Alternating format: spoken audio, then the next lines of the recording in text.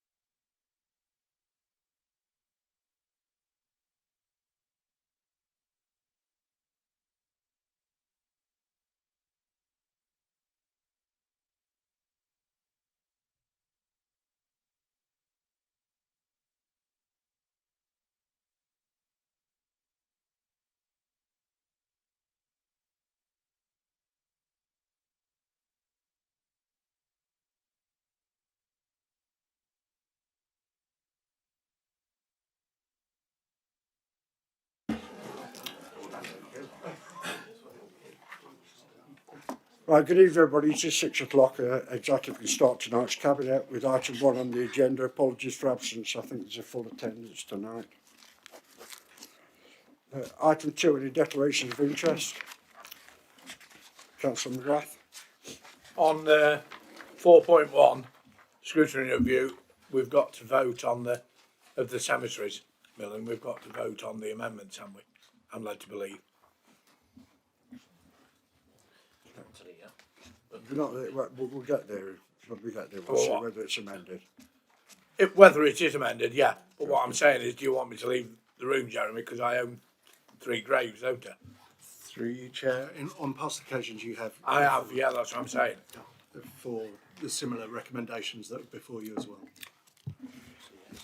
And on declaration of interest, I myself am declaring an interest on item 4.1, pages 21 to 76, according to the monitoring officer that I'm predetermined.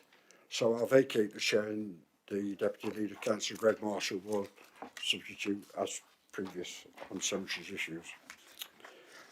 Next item is item 3, minutes of the meeting held on the 6th of January 2026, pages 13 to 16. Are we agreed that they are a true and correct record? Agreed? So we'll move straight on then to page 17, which is item 4 on tonight's agenda, which are scrutiny reviews on pages 17 to 20. I'll go to Mr. Jeremy Ward first, and then the member chair responsible for scrutiny, Councillor Sean Dannerheimer. Thank you very much, Chair. No meeting since the last Cabinet meeting, but the committee's work programme is continuing. Obviously, the Overview and Scrutiny Committee is part of the budget setting process, and you have the report on cemetery memorials with you this evening. Thank you, Chair. Thank you very much. Councillor Dannerheimer. Thank you, Chair. Yes, we've had quite a few subjects offered to us for scrutiny reviews, and our next scrutiny meeting we'll be going through them and picking the ones for this next year. And I'll refer to the budget scrutiny papers at the appropriate time on tonight's agenda. So, duly noted, any questions or comments? No? So now, then, in that case, then I'll now vacate the chair. It's item 4.1, which is scrutiny review of cemetery memorials, as set out on pages 21 to 76.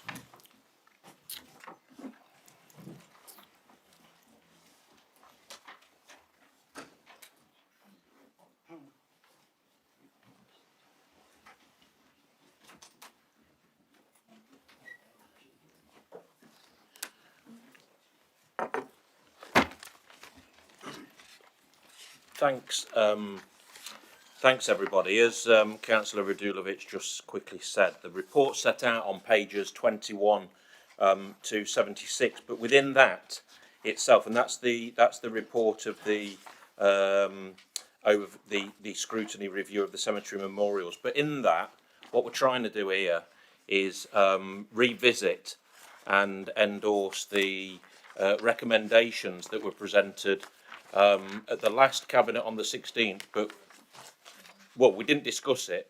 We didn't necessarily discuss it as such because it was postponed for an EQIA.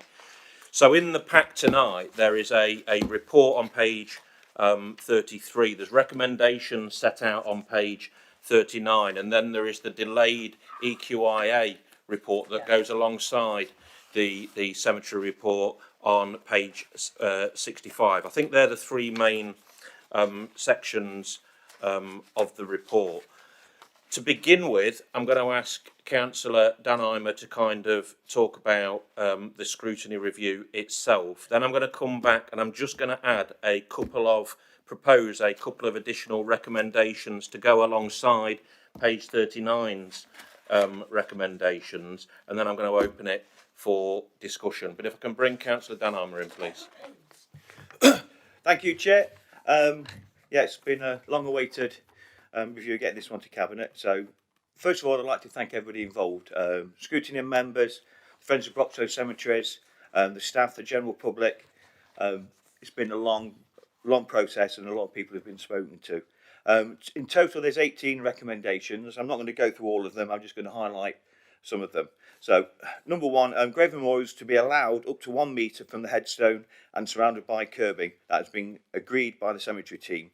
So just looking to give some sort of standardisation to the actual memorials themselves. So existing memorials to convert to 1 metre after the next reopening. Number two is a list to be compiled of what can and cannot be used on memorials, including the Friends of Broxtowe Cemeteries, so we can get that right. So some of the stuff is inappropriate, some of the stuff's nice, so we can work something around that. Plants and trees to be potted and or removed. One of the problems we have looking at cemeteries is where trees have been allowed to take root within a grave area. It disturbs the ground and disturbs the actual headstones as well. New contracts to be made with a 6 months re-sign to confirm that people know what they're signing. To look at the possibility of some sort of a digital memorial. It was one of the things we discussed, where in modern age maybe a QR code or something goes on the gravestone, people can actually have a live memorial. It was just an idea, but look at those differences going forward. Cabinet considered making available any additional funding necessary to implement changes, new saw boxes, better tools and potentially additional staff. A cooling period on initial signing interment forms, as this is very emotional time for people. I'd just like to add, as a scrutiny committee, we believe grave owners should have the freedom of choice and the freedom of expression. Thanks ever so much, Councillor Danheimer. And you did say it at the start, but can I just be crystal clear that and place on record my thanks to the Friends of Broxtowe group, who, in my experience, Broxtowe Cemeteries group, who, in my experience, have conducted themselves with nothing but dignity and perseverance in the way that you've handled what is a very, very sensitive situation, and I do appreciate the way that you've gone about that. From the chair, I did just want to propose a couple of additional recommendations for the avoidance of doubt, really. The main one being that I'm proposing that any reopened graves will have no requirement to revert to the 1 metre rule that is proposed for new graves within the report in the recommendations. We want to talk to everybody who's been involved as the second recommendation about extending the number of celebration days for other kind of memorial days as well. And whilst we won't list them exhaustively here tonight, I guess the recommendation will be to engage with the group and officers around getting that right balance. And the third one will be that new memorials, just to reinforce, will comply with that 1 metre rule as well as kind of set out just within the report as well. So I'll move those recommendations. Is everyone clear on that? I'll move those recommendations from the chair. Have a second, and that's seconded. Thank you. And then I will just pause now whilst I take in any comments and contributions. And I can't see any. Philip? Yeah, I think there are 1 or 2 points. First of all, I'm asking a question on page 24, where it says number 11, equality impact assessment. As this is not a change to policy or a new policy, an equality impact assessment is not required. And then we go to the end of the report and there are umpteen pages of it. Why? You know, why? Secondly, you've come with 3 amendments tonight, which is totally unsatisfactory. It's not just a subtle change of word. It's new amendments which members will not, well, I don't know whether you've discussed it with members of the Cabinet beforehand, but we've certainly had no opportunity to look at these amendments, which is totally unsatisfactory. And these amendments, has the Assistant Director of Environment had the opportunity to look at and comment on these amendments, along with the health and safety officers of this council? Because the issue with the report is that what is proposed in the recommendations is, if I've read it correctly, and I think I would want reassurance. I know I'm not a voting member, but I would have thought all members would have wanted a reassurance that what is proposed is compliant with the recommendations and advice of the health and safety professionals. Because the way I read the reports at the moment, that is not the case. And therefore, if it is not the case, and I say I stand to be corrected on this, because I think this whole issue has been extremely confusing, then when you look at the report, is it on page 20, over print, I think it's page 29, where it says accountability and risk of liability, personal accountability and potential liability. If Cabinet and Council agrees to recommendations and ways of working which are not fully signed off by the health and safety professionals, then in the event, and it may be an unlikely event, I accept that, in the event that there is an accident or injury, members of this council will, or potentially could, be liable to any legal action. Now, I think these are important issues that really want clarification. I don't think the reports on what you said tonight clarify that. Thank you. I'll just come back on that. Jeremy, can you just mention the EQIA thing? Yes, thank you, Chair. I'm afraid that's an error, Councillor Owen. It should have said that it was required, and obviously we've now supplied one. And you'll recall, Councillor Owen, that at the December Cabinet meeting there was a very long discussion around, or there was a discussion around the requirements for an EQIA, and that of course necessitated the slight delay in where we wanted to be, and that's where we are now. So I accept that's an error. In terms of moving amendments from the chair, of course, every single meeting that we sit in Cabinet and indeed Council can move amendments from the floor, and I suspect you've done that yourself on numerous occasions. In fact, I remember you've done that on numerous occasions without advance notice. So the inference that that's somehow peculiar is one that's not correct. However, if you don't understand, I can happily you can come back obviously with any questions around that.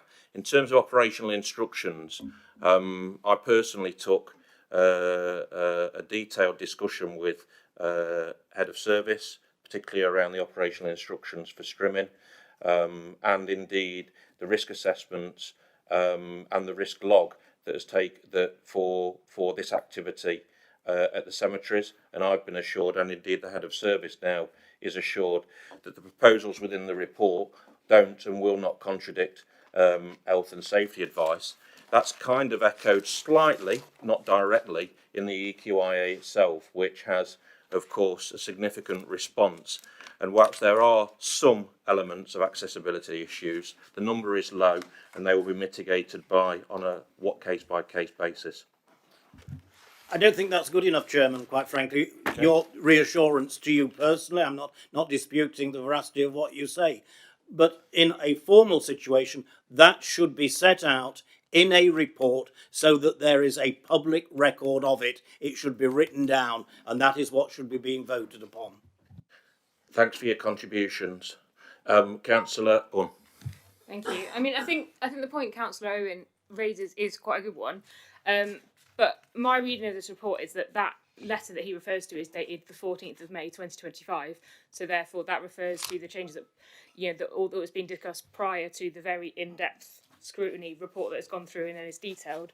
And in terms of Councillor Owen saying that he wants a report, that is what is presented from pages 33 onwards, dated December 2025.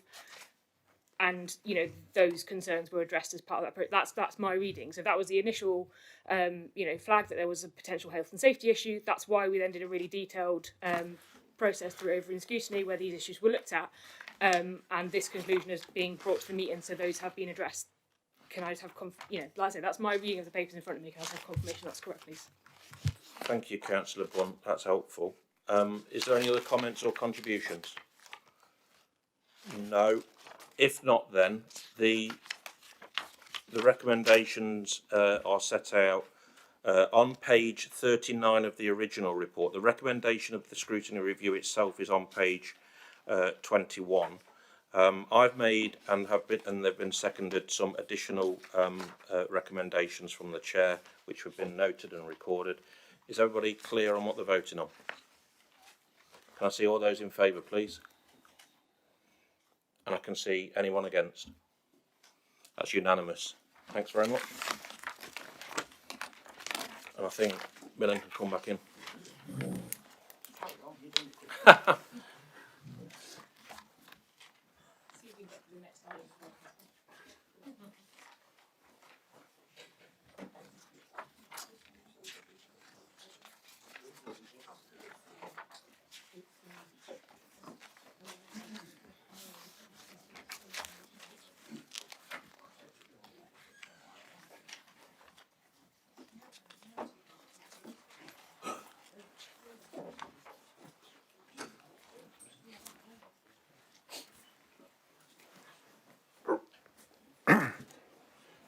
Right, thank you very much for that, Councillor Marshall. So, item 5 then, resources and personnel policy. Item 5.1, our budget proposal and associated strategies are set out on pages 77 to 186. What I'm going to do for this report tonight, you'll see the recommendation asked to resolve to approve under 1 and to recommend to Council for the budget meeting in March. So on page 77, item 1 on recommendation, I move from the chair. You seconded? I'll second that. Now I'll go to the portfolio holder and then to the officer, Mr. Martin Payne, section 151 office acting. And then we've got the chair of scrutiny here as well tonight to talk about the scrutiny process that included the budget proposal. So, Councillor Marshall. Yeah, thank you, Chair. This is obviously an important part of the agenda and sets the tone, sets the direction really for everything that we do as an authority over the next year. So I will spend just a little bit of time introducing it. The first thing I would say, Chair, that this is another no cuts to jobs and services budget. We are proud at this council of being able to balance tight resources well, but have committed both in our business plans and our strategies not to cut jobs and services, and yet again we are not cutting jobs and services. There are a number of recommendations on page 77 from 1 to 11, but the headlines are this. The headlines are: we intend to draw approximately £760,000 from general reserves in helping us maintain that balanced budget, which is an excellent achievement from the team, given the original forecast deficit was £1.2 million take from general reserves, and alongside that £439,000 from earmarked reserves. That is done whilst maintaining council tax increase at 2.94%, which is a freeze on the level of last year's council tax increase. And you only have to look across to colleagues in the county council to see reform and other leadership maxing out on their council tax amounts without referendum. In doing this, we will be proposing a rent increase of CPI plus 1%, which averages out as an approximate weekly rent of £100 and 49 pence, which is still the lowest, if it's lowest rents, social housing rents in the East Midlands, and certainly one of the lowest social housing rents in the country. We, of course, as an authority, continue to commit to investing in climate change, our Green Futures programme. It is a cornerstone of our policy programme. Our ambitious economic development team, and indeed our ambitious house building programme, goes from strength to strength. And on page 91 of the report, you can see in more detail some of those key investment areas. There has been, of course, pressures on the general fund this year or this coming financial year. Part of those, of course, have been offset by the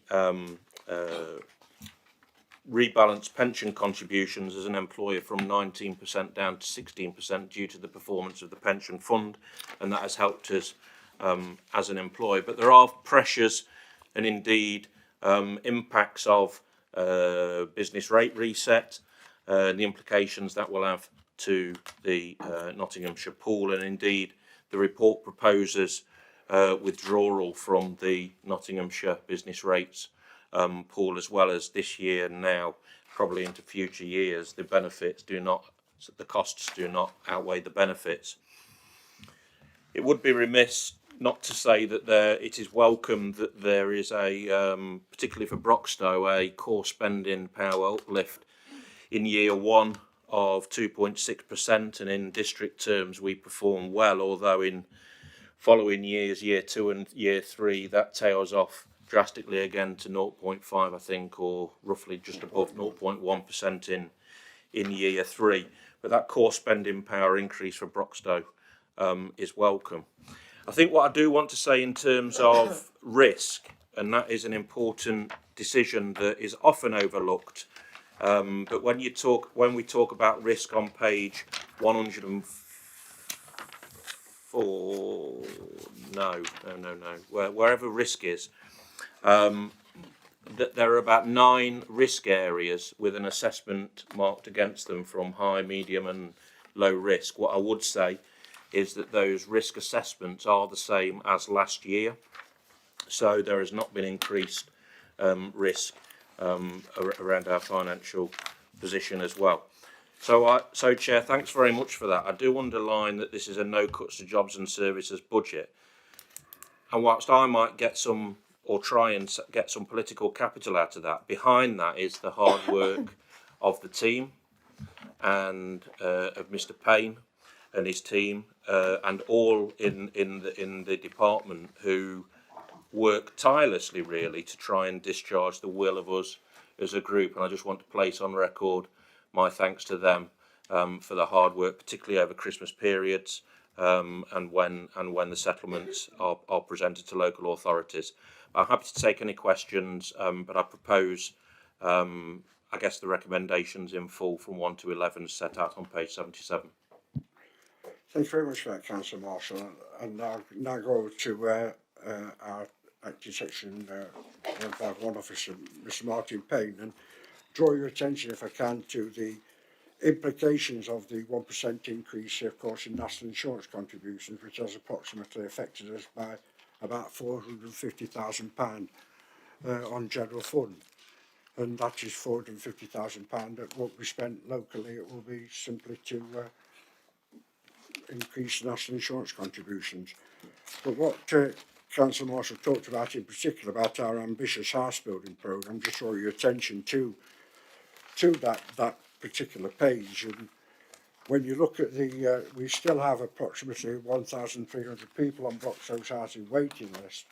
And although we've got ambitious plans to build and increase our build to well over 100 this year, and I hope continually more over subsequent years, we still are in a need to provide the right kind of houses in the right locations. So I'd appeal to everybody to accept when we do call for the vote tonight, the strategy is not just about no cuts in jobs or services, society council tax. It sets our priorities to tackle the social issues reflected around continuous failments of national government to achieve substantial reductions in things like housing waiting lists and care of the environment. But over to you, Mr. Martin Payne. Yeah.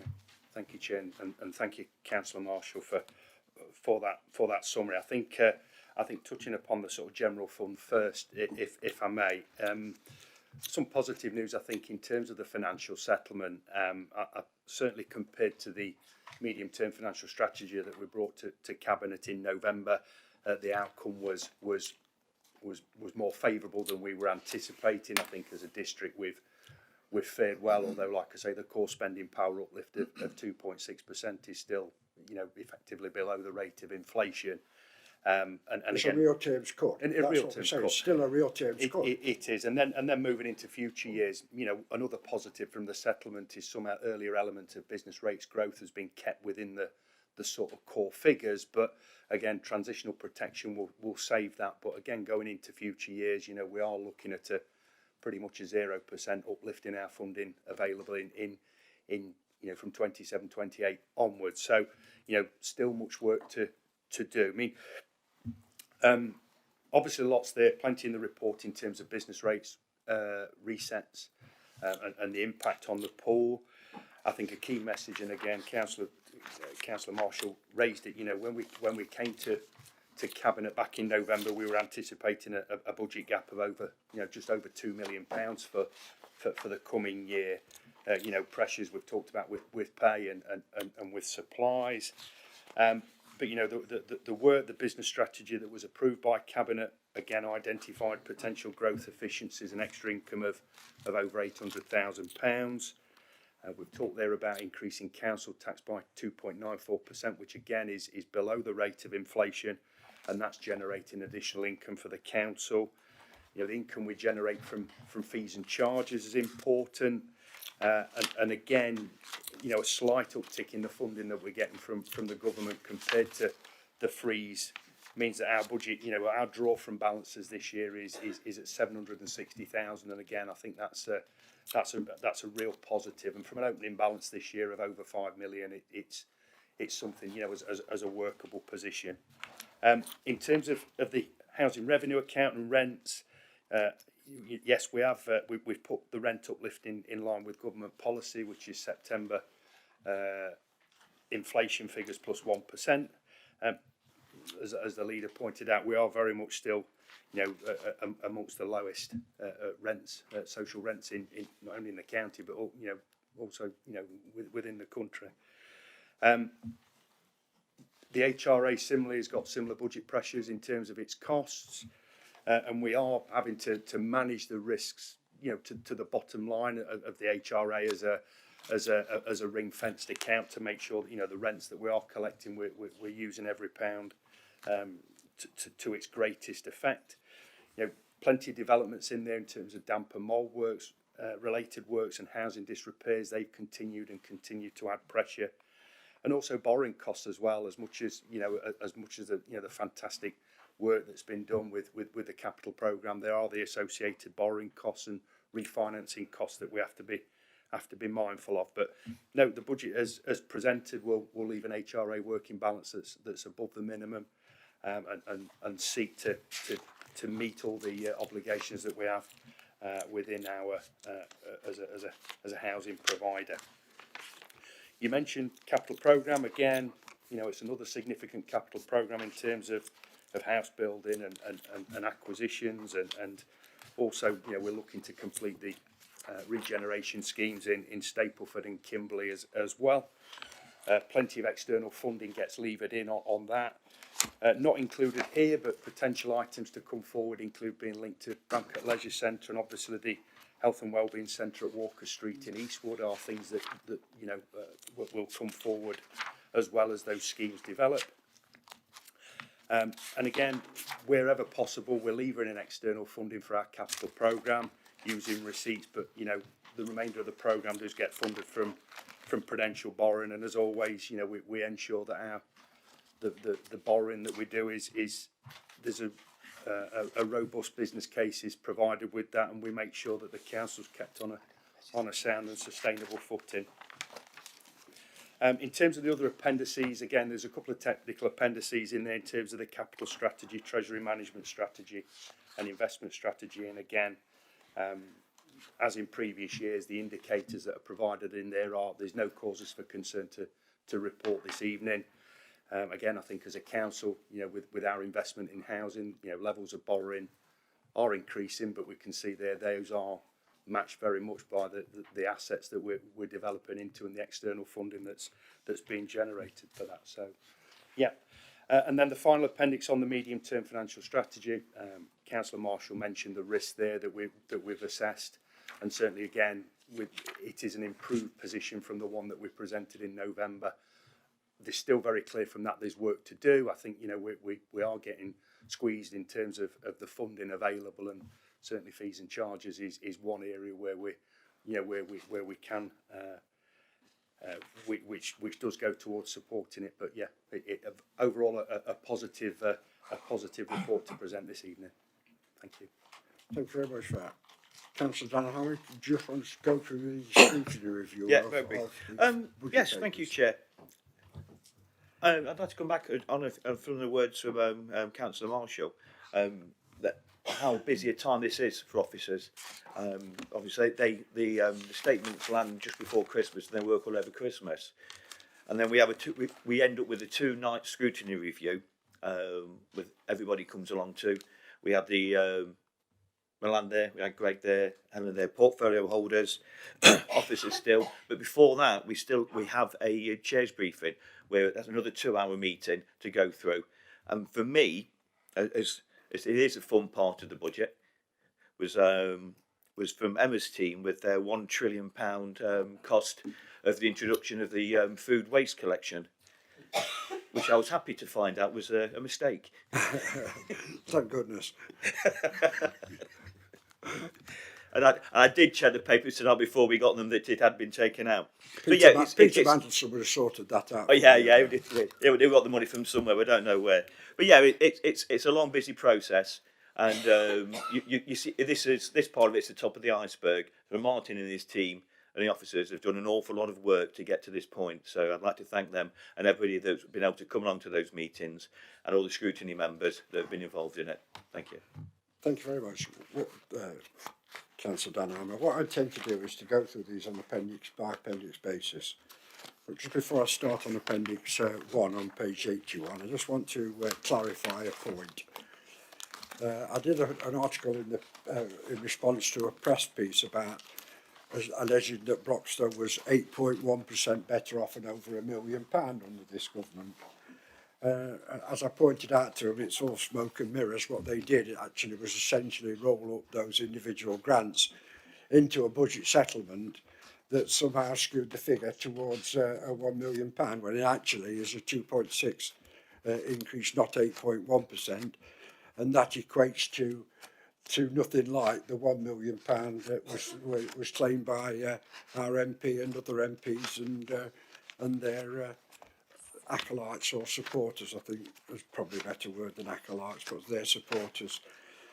You'll see then from the figures that it is a budget tonight that sets our priorities clear again for the forthcoming year, explain them in detail, and so I'll go through these appendices individually to allow members or members of any other political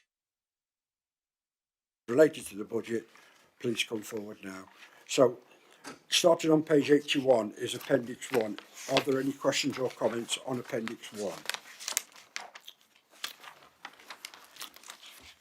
No, Appendix 2 starts on page 85 and is the Housing Revenue Account Budget and Council House Rents. Any questions or comments on Appendix 2? Appendix 3 then is the General Fund Revenue Budget, started on page 91. Sorry.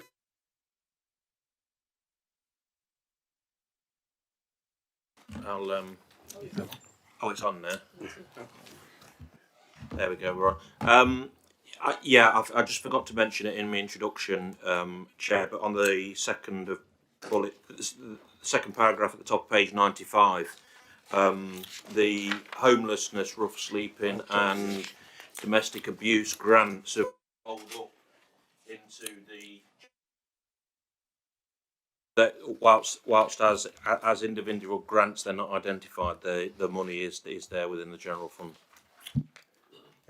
Just so I can point out for clarification, of course, that money is literally ring fenced within the general fund account for them specific projects. So it's absolute rubbish to claim the general fund's increase is 8.1%.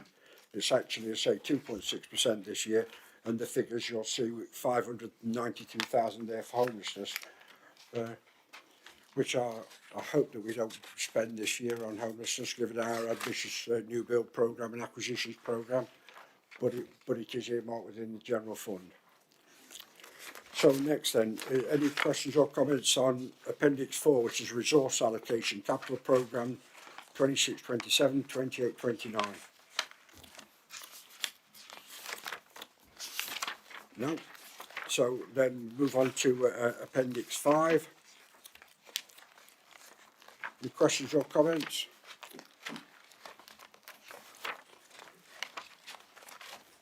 Now we're finally then on to page 149, which is Appendix 6, which is Treasury Management Statement 26, 27, 28, 29. Any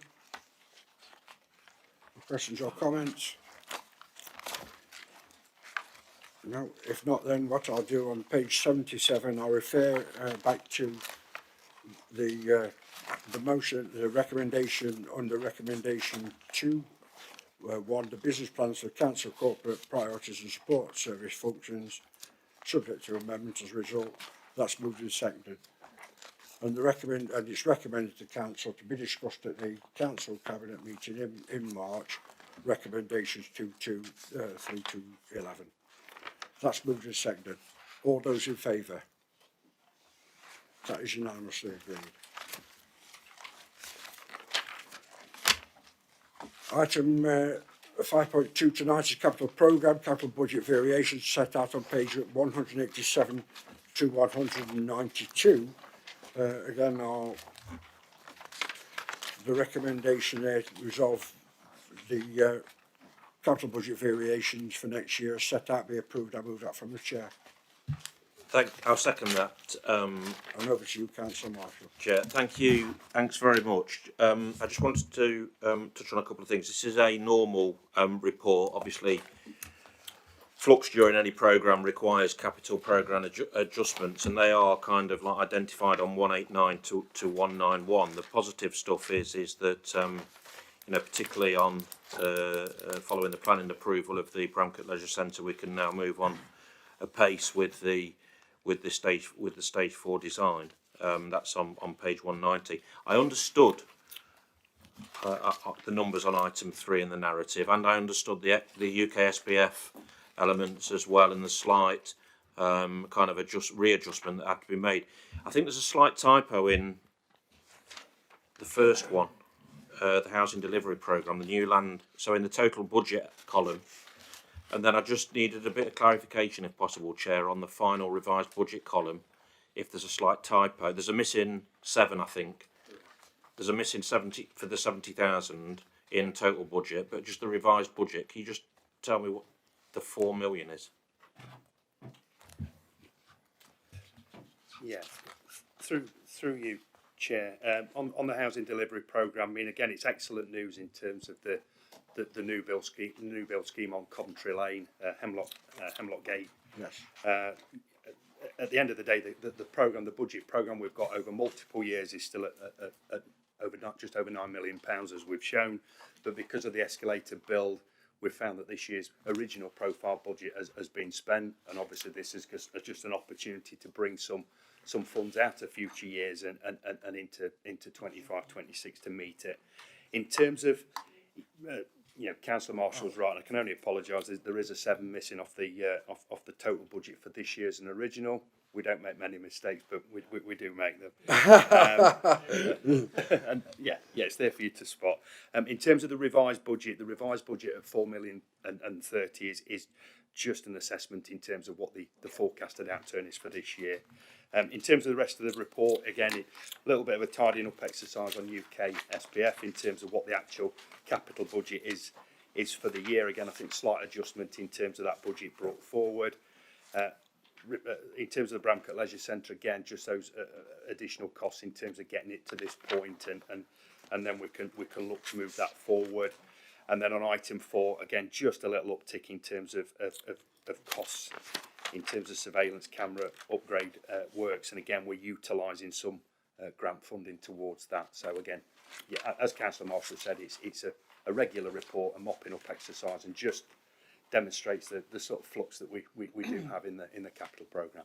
Thank you. Thank you very much for that clarification, Martin. But the new build land at Bramcote, and I thank all those members who were able to come to the opening of the first lets off that site.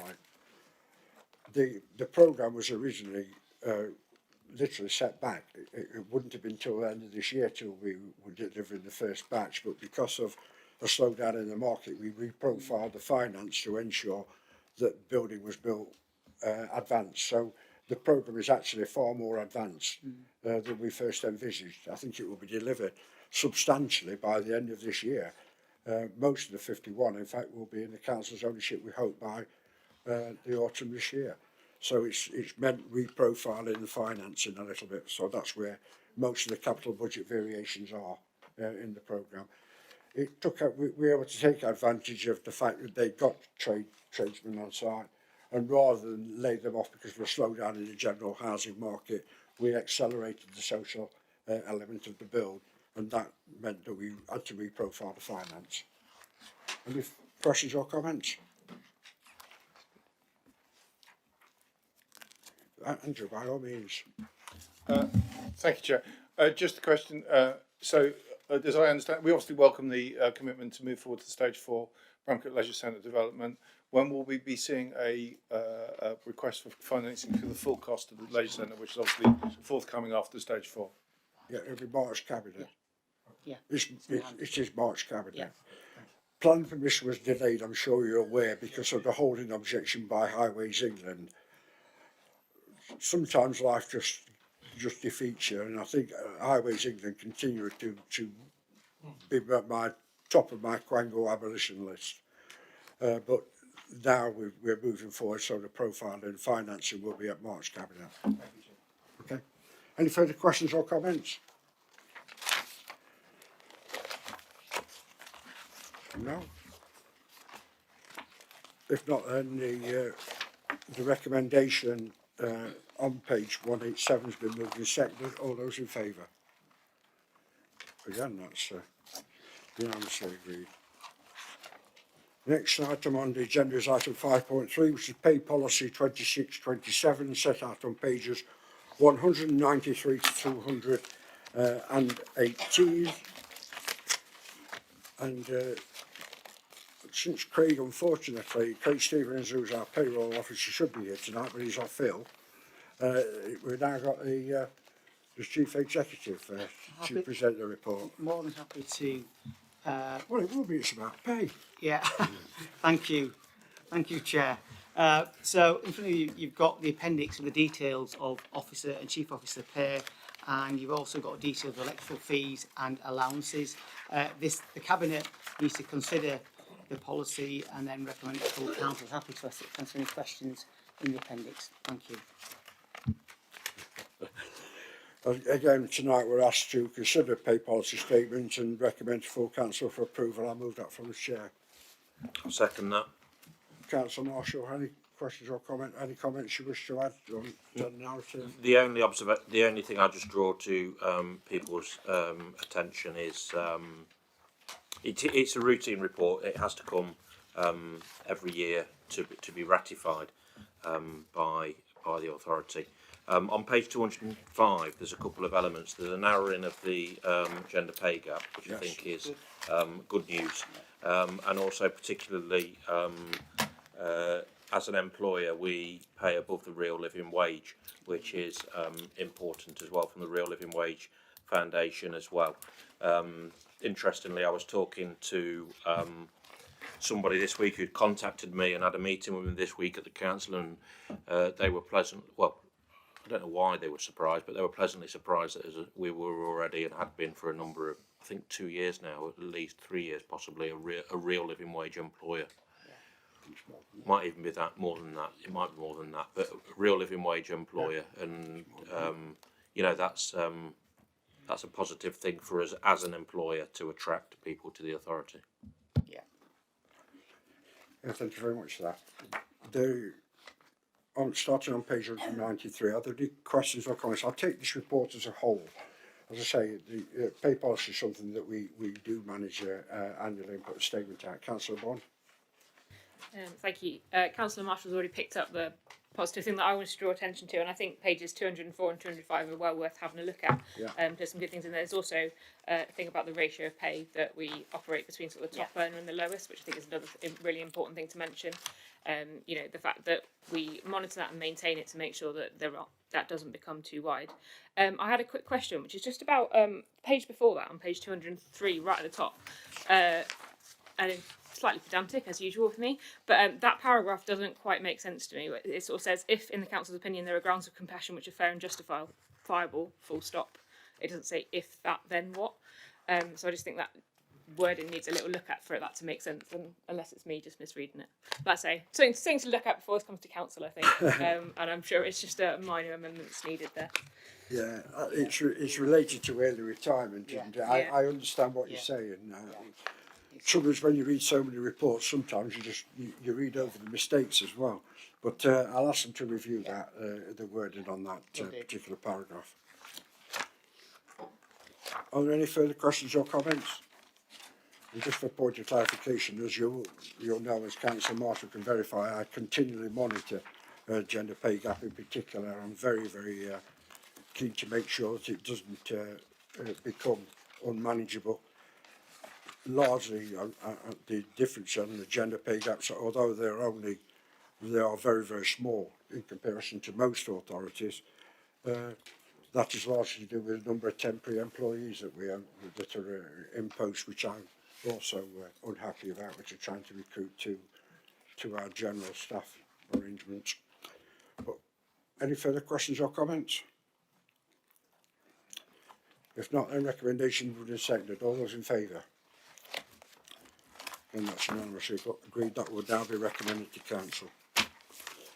Item 6.1 is the Register of Social Housing Judgment, as set out on pages 219 to 230. This is a noted report But I'd just like to before I bring in the appropriate cabinet member, I'd just like to just pass a few observations on this to say the least. I was extremely disappointed with the C3 rating. I thought it was unfair by comparison. There was an awful lot of good within the housing regulations report, which unfortunately is never drawn out by the press and over ambitious MPs who like to quote on their page the council's serious failings. I think it glossed over the fact that many of the issues related to that were extremely good, and most of the services that we do offer. However, there are a number of areas within the judgment that, shall we say, has been the subject of the leader's intense scrutiny. There was support from the deputy leader and the cabinet holder, portfolio holder, and we're going to hear about the way that will be progressed over the forthcoming months. But generally, just to say that I am not ashamed of this report at all. In fact, most of the report that was in it is very good. What I am disappointed with is the compliance, and that will be of course subject to a report that we'll hear very shortly from our asset manager who will be overseeing this project. So, Councillor Vanessa Smith. Thank you, Chair. Yeah, I'll just echo what you said about, obviously we are disappointed with this judgment. We engaged with the regulator very well as an authority. It's the first time we've been assessed under this new scheme. And I have to say the approach that the regulator takes is a very involved process. They spend a lot of time with officers, they spend a lot of time reviewing processes and documents, but they do that with an open approach. So there was a lot of discussion, a lot of dialogue. We were very involved in that process, and we welcomed that. I think everybody who's working in housing and asset management would agree that we didn't hide anything. We put everything out there. We discussed everything openly and honestly, and we engaged very well with the process, and they've recognised that in the report as well. We are disappointed with the C3 rating. I would agree with you, Millen, on some of the things that perhaps have been overlooked. I wanted to highlight actually some of the good points, but we will talk about the areas for improvement, of course. But just on page 225 of the report, I think it's important to note the comments about our repairs service.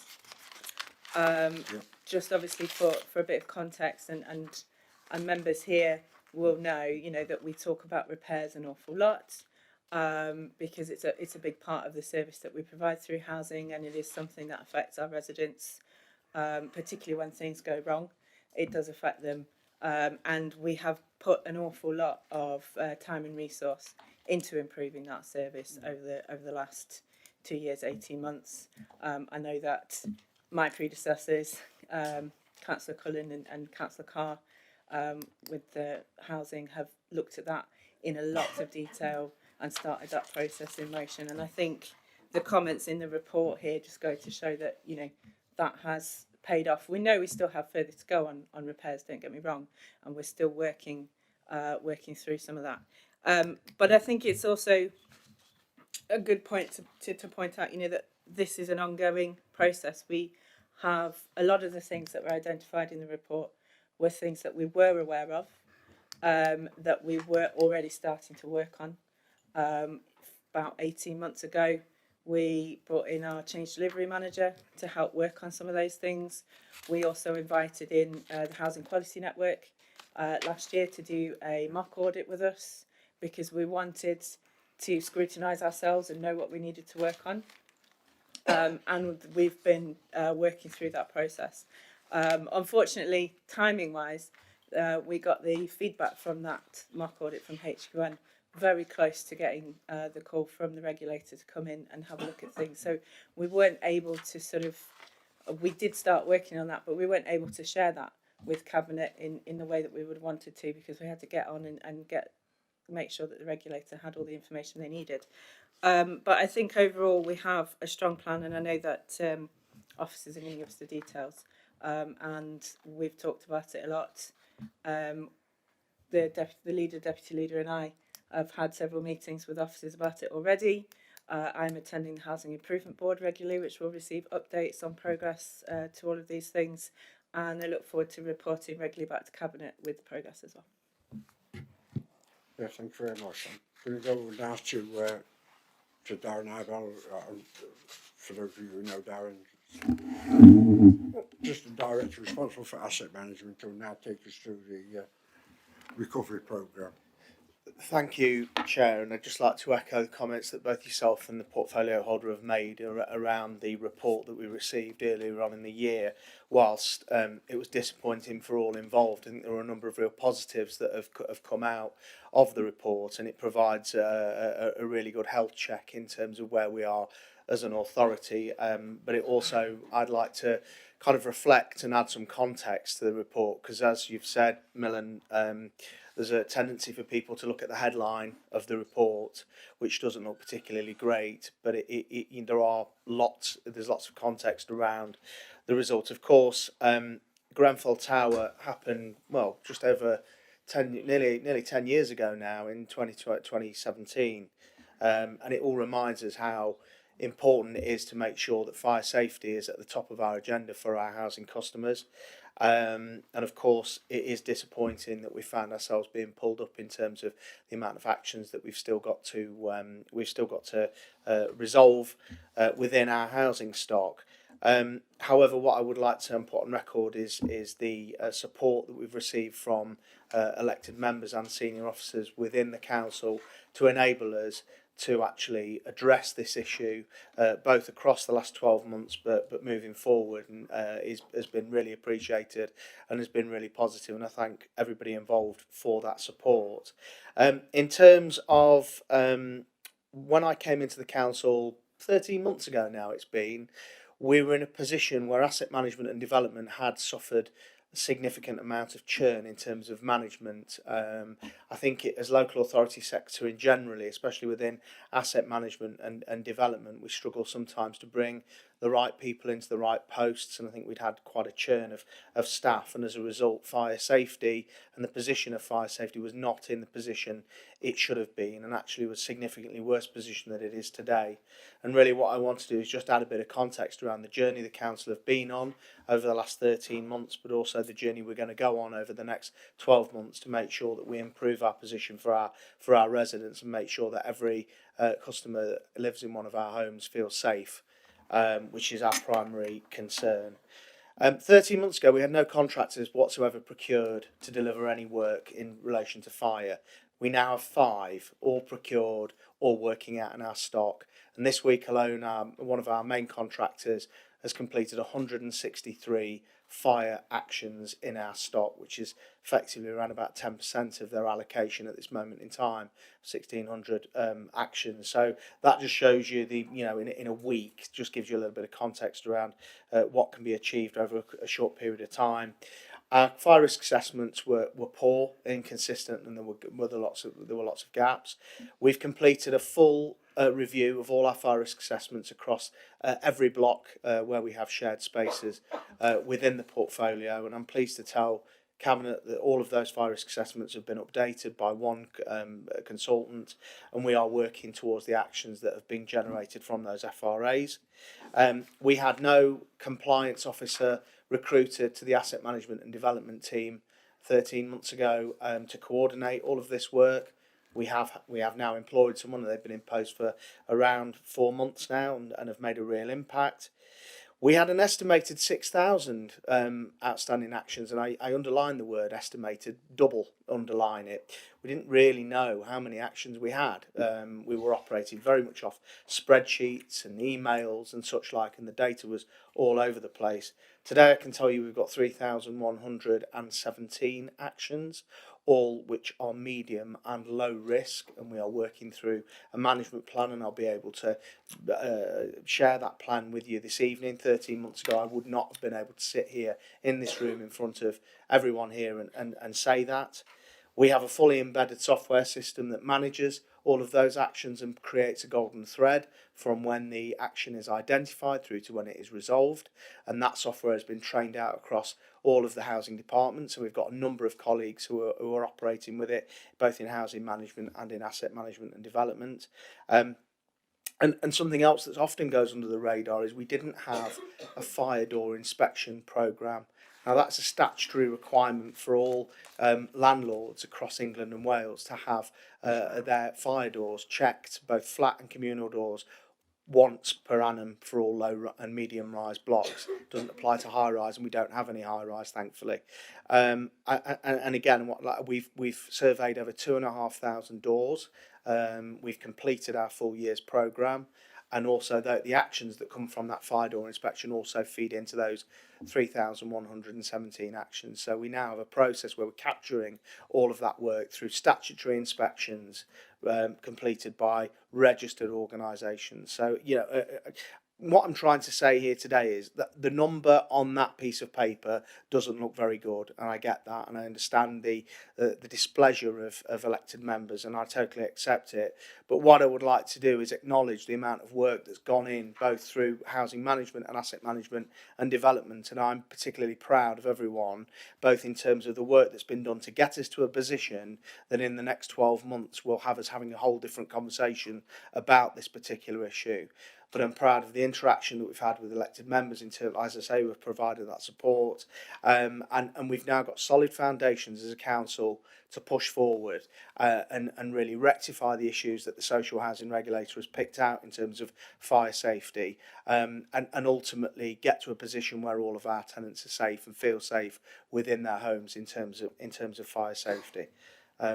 Hopefully that's provided a little bit of context around where we were and where we are.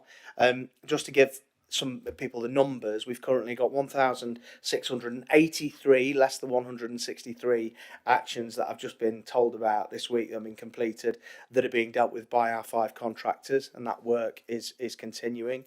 And we've got 1,434 management actions, which can be an array of things, from people leaving things out in their communal areas. And we know all about those sort of items. We talked about that quite a lot. In terms of the work side of things, we've got 896 actions to complete by the end of this year to remain compliant. So we have actions that are graded in priority order. So those 896 will need to be completed by the end of the year. The following year, we've got over 1,900 actions to complete. So part of Andy's task is to kind of smooth that out. So we'll be looking to bring some of those 1,900 forward so we can have a more smooth delivery programme and take the weight off next year's budget. And we've got a further 209 pieces of work to deliver in 2028. So we've got a plan that we'll be reporting through to Housing Improvement Board every month, and obviously we will try to accelerate the delivery. Again, thank you to elected members for providing us with the authority to be able to navigate procurement regulations to make things go a little bit quicker, and that's been very much appreciated. And obviously the council has provided the amount of resources required for us to get over this backlog, so that's appreciated as well. So hopefully I've been able to, from a fire point of view, give elected members tonight an idea of the programme that we have to deliver. We appreciate that it is urgent and we'll be putting all our efforts into delivering it, but also I'd like to, hopefully with that little glance behind us over the last 13 months, just provide a little bit of context about the amount of work that has actually physically gone in to get us to where we are today. Thank you. And of course, you've got the interest and involvement of elected members, and particularly the leader, the deputy leader, and the portfolio holder for housing, and I'll be reviewing it on a monthly basis with you. With the year, I've given you a year to have everything up and running. Okay.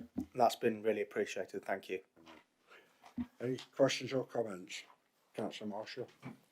Yeah, thank you, Chair, and thanks for everyone's contributions from councillors and officers. I think the point is this is a joint endeavour. No one's happy about this situation in that sense, but it's a joint endeavour with councillors and officers. and I have got a lot of confidence actually in the response from Mr. Eibel and Mr. Coulshaw and the team actually, and he set out how that's going to, he used the words accelerate and understanding the urgency of the programme. So no one is complacent here about anything. No one's happily and gleeful about all this. But what we are doing is jointly understanding the importance of this and jointly responding accordingly. The programme is extensive, and of course Mr. Eibel has set out, you know, the priority levels of that programme as well, and you know, it is the medium to lower risk interventions that are now more outstanding in that sense. So, you know, thanks very much for the honesty is what I'd say of that report as well, but that is a joint endeavour as well, and as councillors we will give the commitment that we will be working hard with the portfolio holder, with the leader, myself as deputy leader, and ensuring the councillors have got everything the officers have got everything that they need to do the improvements that we are expecting. Thank you, Chair. Thank you very much for that. Any further questions, Councillor Bunn, and then I'll go to Councillor Owen. Yeah, I just wanted to say thank you to Darren Eibel for that really detailed update. I think it's reassuring to hear just, you know, how seriously this is being taken and how, you like to say, that accelerated work being done on it. And I was also struck by sort of explanation you were given there of how like the work over the previous year has sort of enabled that accelerated response to that. It's not just we got the report and now we're taking it seriously. It's actually there's been lots of work beneath the scenes which enables that faster response.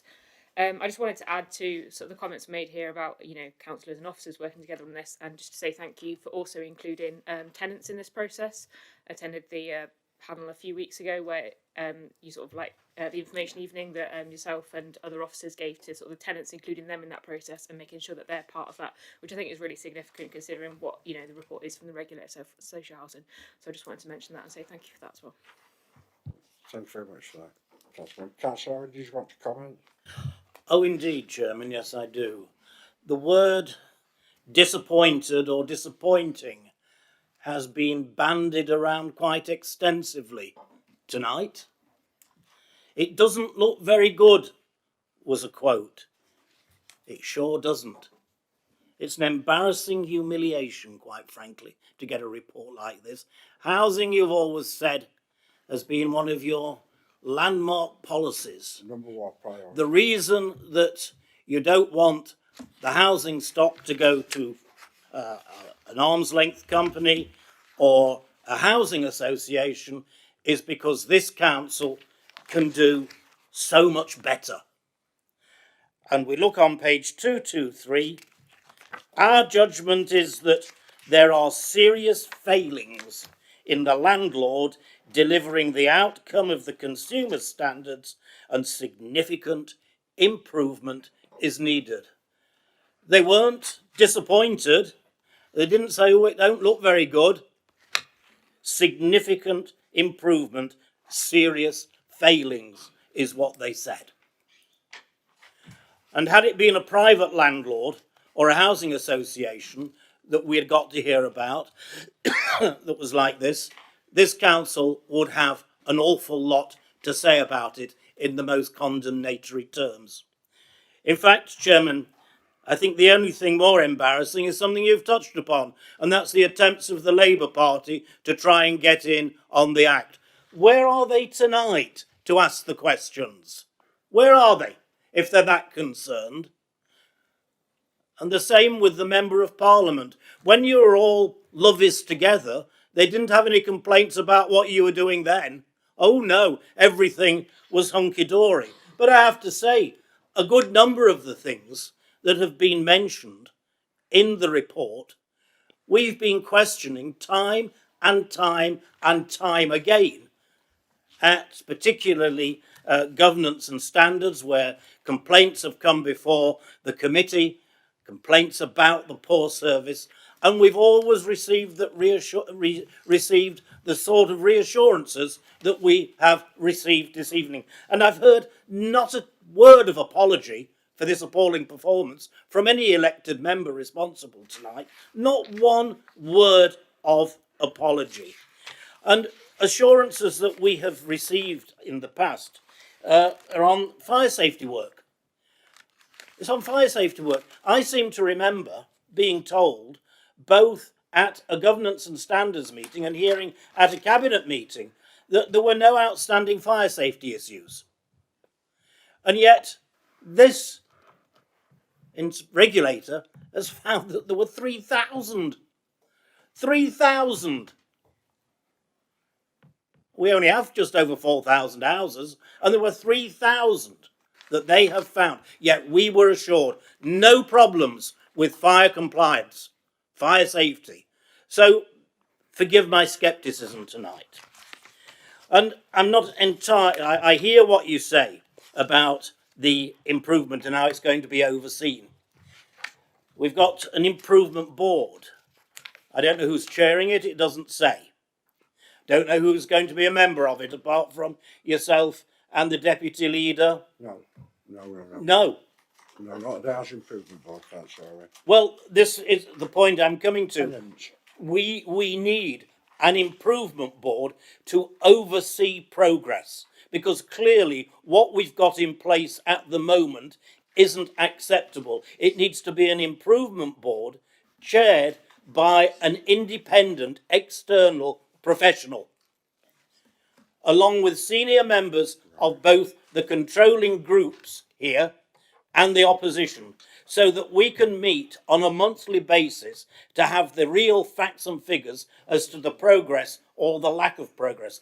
Only this week, Chairman, only this week, there's been an article in Nottinghamshire Live about a couple who have got serious damp and mould problems, and they think part of the structure of the house is falling down.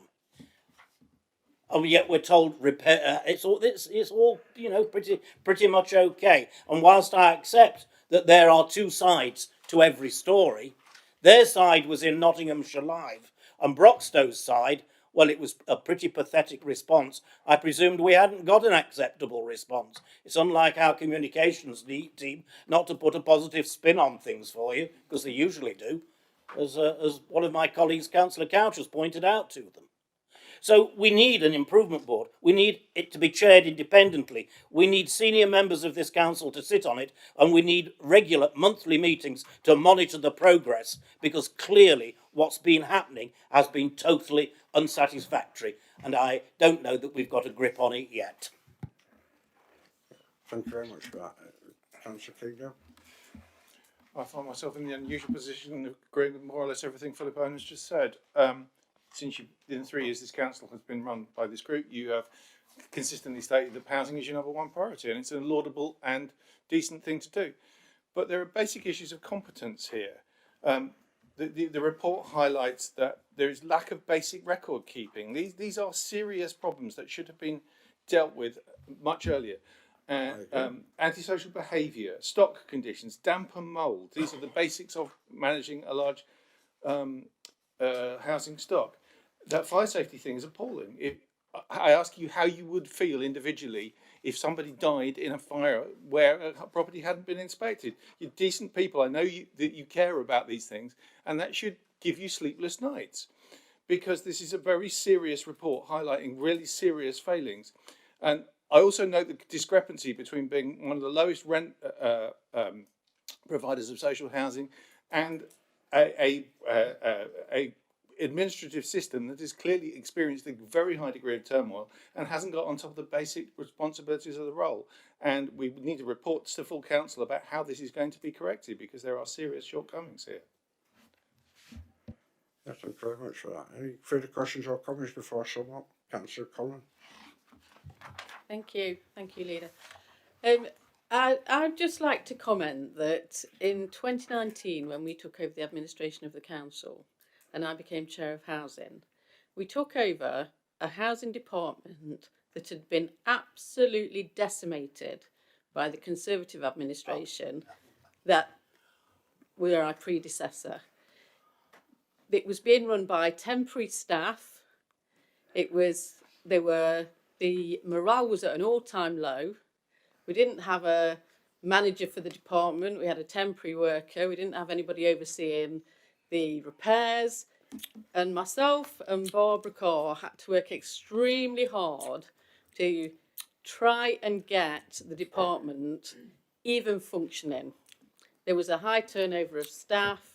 There was a great deal of disappointment, and it's a huge department, and it couldn't be turned around overnight. Now, this was a first inspection, and I'm going to say this: I've worked in education all my life, and the dreaded Ofsted comes along and terrifies you with their findings. But when there's a finding that shows you that you're not doing well with something, I believe you have to welcome that, because then at least you know what you've got to deal with. And schools across the country face this, and now housing departments across the country are facing this too. The knowledge that somebody else has come from outside and looked at things and said, this is not good enough, this has got to change. And then at least you know what's got to change. If I was still head of housing, which I'm not, and Councillor Smith does a much better job than I ever did, I would welcome this, because I would know that it gave me the information that I needed to make the changes that were needed. And when myself and Councillor Carr took over in 2019, we were grappling in the dark, and it was very, very difficult. So at least now this can be done. And, you know, 3,000 fire safety concerns is not the same, Councillor Kingdom, as 3,000 missed inspections. That's not what it is. And it's some of them are low risk. We've had the argument previously about tenants wanting to have plant pots in their communal areas. That's a fire safety risk. And that's all got to be dealt with over a matter of time. But I think that, you know, with an improvement board, we'll see that working. And I don't sit here feeling disappointed by this report. I think, great, at least now we know what we've got to do and we can get on and do it. It gives us the power to do that. And I think we should all be prepared to look at it for what it is and have some sympathy for our colleagues in education that have been putting up with this sort of inspection for year on year on year. Yeah, thank you very much for that. Any further questions or comments, Councillor Vanessa Smith? Thank you very much, Chair. Welcome the comments of everyone. I think particularly bringing it back to tenants, Councillor Bond, thank you for that. Just to highlight that we do have representation of tenants on the Housing Improvement Board, and I think that is an incredibly important part of this process. We have also done some engagement exercises to communicate the results to tenants in various ways, which is important, because we're not hiding from this. You know, it's out there. It is fact. You know, this is what we need to work on. And we've highlighted today the plans that we have for working on it. And as I've said before, we'll be bringing further reports to Cabinet about that progress and about the details of those plans. I'm not going to say that, you know, private sector could manage this better. I think anyone who lives in a private sector rented house would be laughing at that thought, because yes, we've got a lot of work to do. But, you know, I still fundamentally believe, and we still fundamentally believe, that, you know, housing is a really important thing. It's a human right, and it's not something that should be left to ALMOs and housing associations entirely. You know, local government has a very important role to play in that, and will do for a long time to come. Thank you. Thank you very much. So we'll look at the composition of the Housing Improvement Board, if that's... Sorry, Councillor Bugatti, you want to come It's all right, Chair. Thank you. I mean, as Councillor Cullen said, I think we've got to look... It's like we've had a ruler and had the cane, and we've got to move forward from that, because everybody I know that lives in a council property, they just adore them. And they just want... Yeah, we might miss one or two, as I've heard in here for a long time, damp, state of the gardens, simple things that, A, we haven't got the money to deal with. Damp, we have got a programme, but we just need to think about the pride of the people that live in Broxtowe that love living in our council properties, especially the new ones we've built, because most of them are out of this world. So let's think about the positives and take the caning that we've had. Thank you. Yeah, thank you very much for that. Any do you want to come back on any particular points that's been raised, Mr. Argo? Yes, thank you for all your comments. And I agree, you know, that that we have got a lot of work to do, but I think just to come back on Councillor Owen's point, I often sit here and quite enjoy listening to Councillor Owen sort of come back on some of these things, and I enjoyed listening to him there. But what I would say is, to politicise fire safety is not what this is all about. You know, you can go back through time, Grenfell 2017, Lacknell House 2009. These are all issues that have come up, and we as a housing sector have not managed to grasp this yet. We still have challenges, and Broxtowe Borough Council is not the only council with housing stock that has this challenge. We should just look over at Nottingham City, for example, to see, you know, and I would urge members to go along and have a look at that report and line it up against ours. So we have got challenges, but the difference that we've got here is that we've got a plan to deal with it. And I wanted to articulate in the last 13 months, I would disagree with Councillor Owen in terms of that we don't know what we're doing. We know exactly what we're doing. If I haven't articulated that well enough, I can only apologise, and I'd be happy to sit down with him personally and go through that with him to give him some further comfort, encouragement that we have a plan. And in 12 months' time, and this is recorded, so on YouTube, and I'll be happy to come back in 12 months' time, and we can have another conversation about what this looks like. And I can promise you now, Councillor, that I'll be able to demonstrate that we knew what we were doing, and the position will be far better, and you will be far happier. Thank you. Thank you very much for that. The point I want to make in saying this is that all serious fire-related issues or housing issues are either dealt with or are being dealt with currently. These are relatively minor and low-risk issues. What I am particularly disappointed with is the data transfer. You know, I've made comments in previous cabinets about my somewhat anger at the way in which software systems were bought without the architecture to transfer information to. I won't go over that now. I'll leave us to dwell on that point. But to say that we've now got a very strong and robust and indeed very well monitored progress plan in place, and we'll bring in frequent updates. Pardon? Sorry, no, say that. I thought you said something. No, clear the throat. So that's okay. I just thought you were going to make a contribution, a sensible one for once.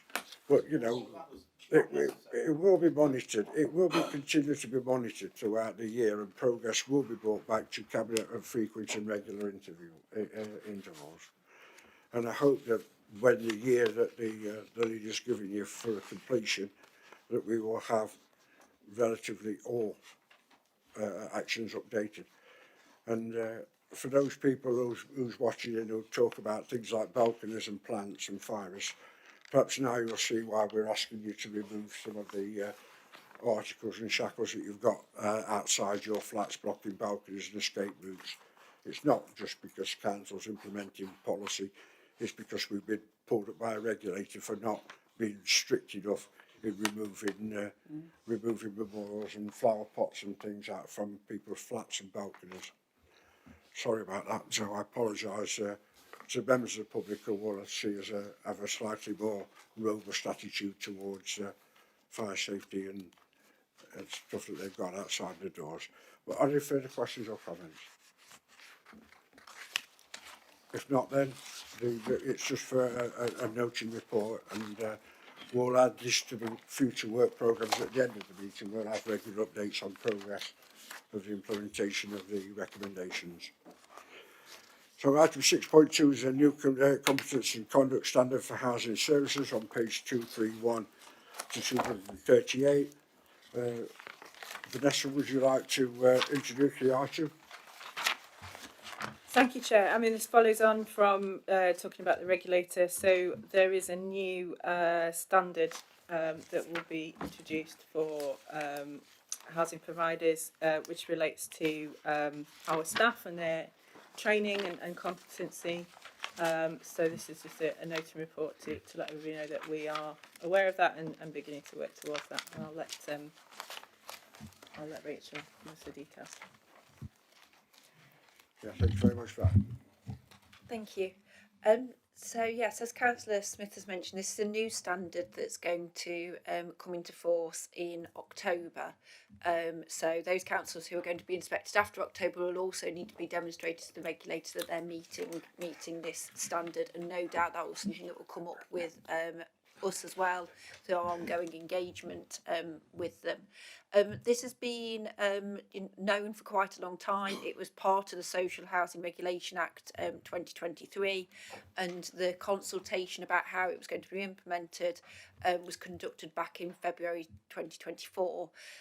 So whilst we've only just recently obtained the details of exactly what's expected of us, we knew that we were going to be expected to provide more training to our staff, and also for certain roles to have formal qualifications in housing. And this is really in response to making sure that working in housing is is underpinned by professional standards for those that are offering the service, in a way that many other council roles would. The qualification side has a 36 months implementation period, so we aren't expected to have everything in place for that on day one. However, there are a number of things that we will need to get in place between now and October. Particularly, we will need an improved policy in relation to this. We will also need a new code of conduct that covers housing staff, asset management staff that work within housing, and also extending to our contractors who work in our properties as well. That will be quite wide ranging, and will also include anything in regard to conflicts of interest as well. So those reports will be coming to Cabinet later this year, so they're approved and in place for October. And then also there be relevant to the training plan that we brought up for all employees that need to be. That has already been budgeted for, so we're not expecting there to be any sort of financial implications to that work. But at this stage, it's just to make sure that everybody's aware that this is going to be a piece of work that the Housing Department are going to be undertaking this year. I'm just looking through the report. I can't find anywhere where it tells you how much the government are giving us towards implementing the new standards for staff and things. Just another piece of legislation we pass at Parliament with no resources to fund it, so that will be have to be found from council taxpayers, or from rent payers again. Any questions or comments on the competence and conduct standard for housing services? Councillor Sean Danhammer. Just one, thank you, Rachel. Page 268. It's always something that I've been trying to find out, and it was raised with me from somebody who's looking for a council property. Why do we remove carpets and linens? Is it next item? Sorry, I've gone ahead of myself. No. Just on the competence and conduct. I'll come back on that one. Okay. Are there any further questions or comments on pages 231 to 238? Councillor Vanessa Smith. Yeah, just to come back on, just to raise the point, we were talking about code of conduct for contractors. It's actually something that came up in one of our recent tenant engagement events, where we were talking about the regulator, and so I think it's timely. It's something that tenants are interested in, and we will surely involve them in the process as well. Yeah, that's great. It's an issue that I've raised continuously with our asset management team, in particular in relation to contractors and the standards of employment. And I think there needs to be further clarification as well, further clearance from contractors, particularly in dealing with members of the public, that they are committed and dedicated to delivering services with the highest possible standards. There has been, and I have received some complaints which I've referred to the team already, but it is something that we are carefully monitoring. But to say I am concerned about the way in which contracts have been put together with contractors who are continually using subcontractors, or extensive use of subcontractors, without vetting or procedures in place to make sure that they are complying with the new standards for housing. So it's something that we will be carefully looking at over the coming year, very carefully looking at. Anything you want to add to that down at the stage? Not really. In terms of the contractors that we use, obviously we have a number of contractors across the housing service who provide services for us. For example, McConnell's would be one of them who deliver fire safety work for us.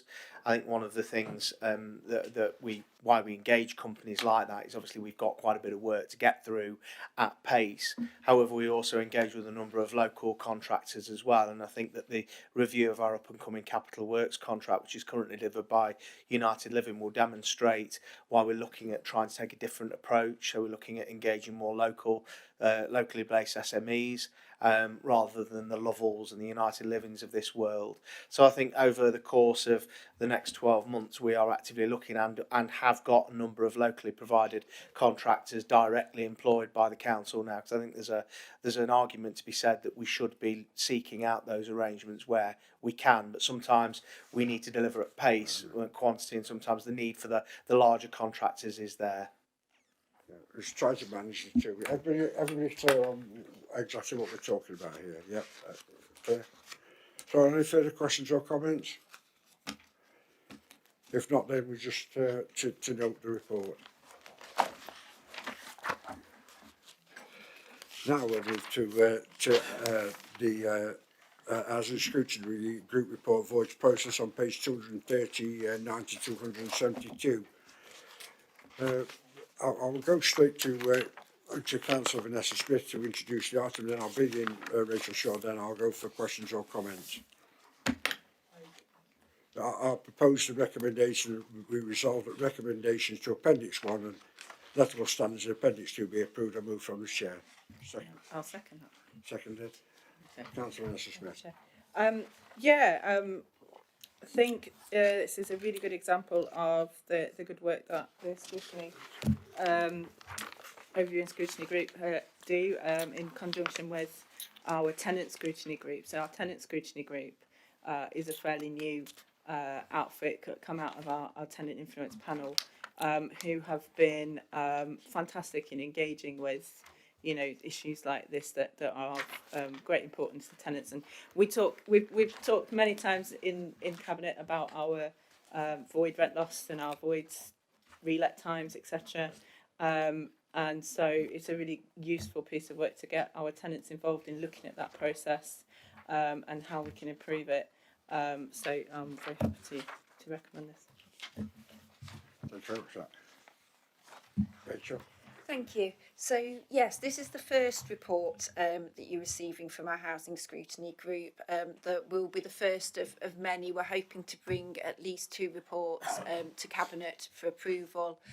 We've had conversations with Democratic Services about the best way to seek approval for this and where for it to come, because actually one of the things that the regulator really wants to make sure is that our tenants' ideas are sort of considered at the highest level, which is why we're wanting to bring these to Cabinet going forward.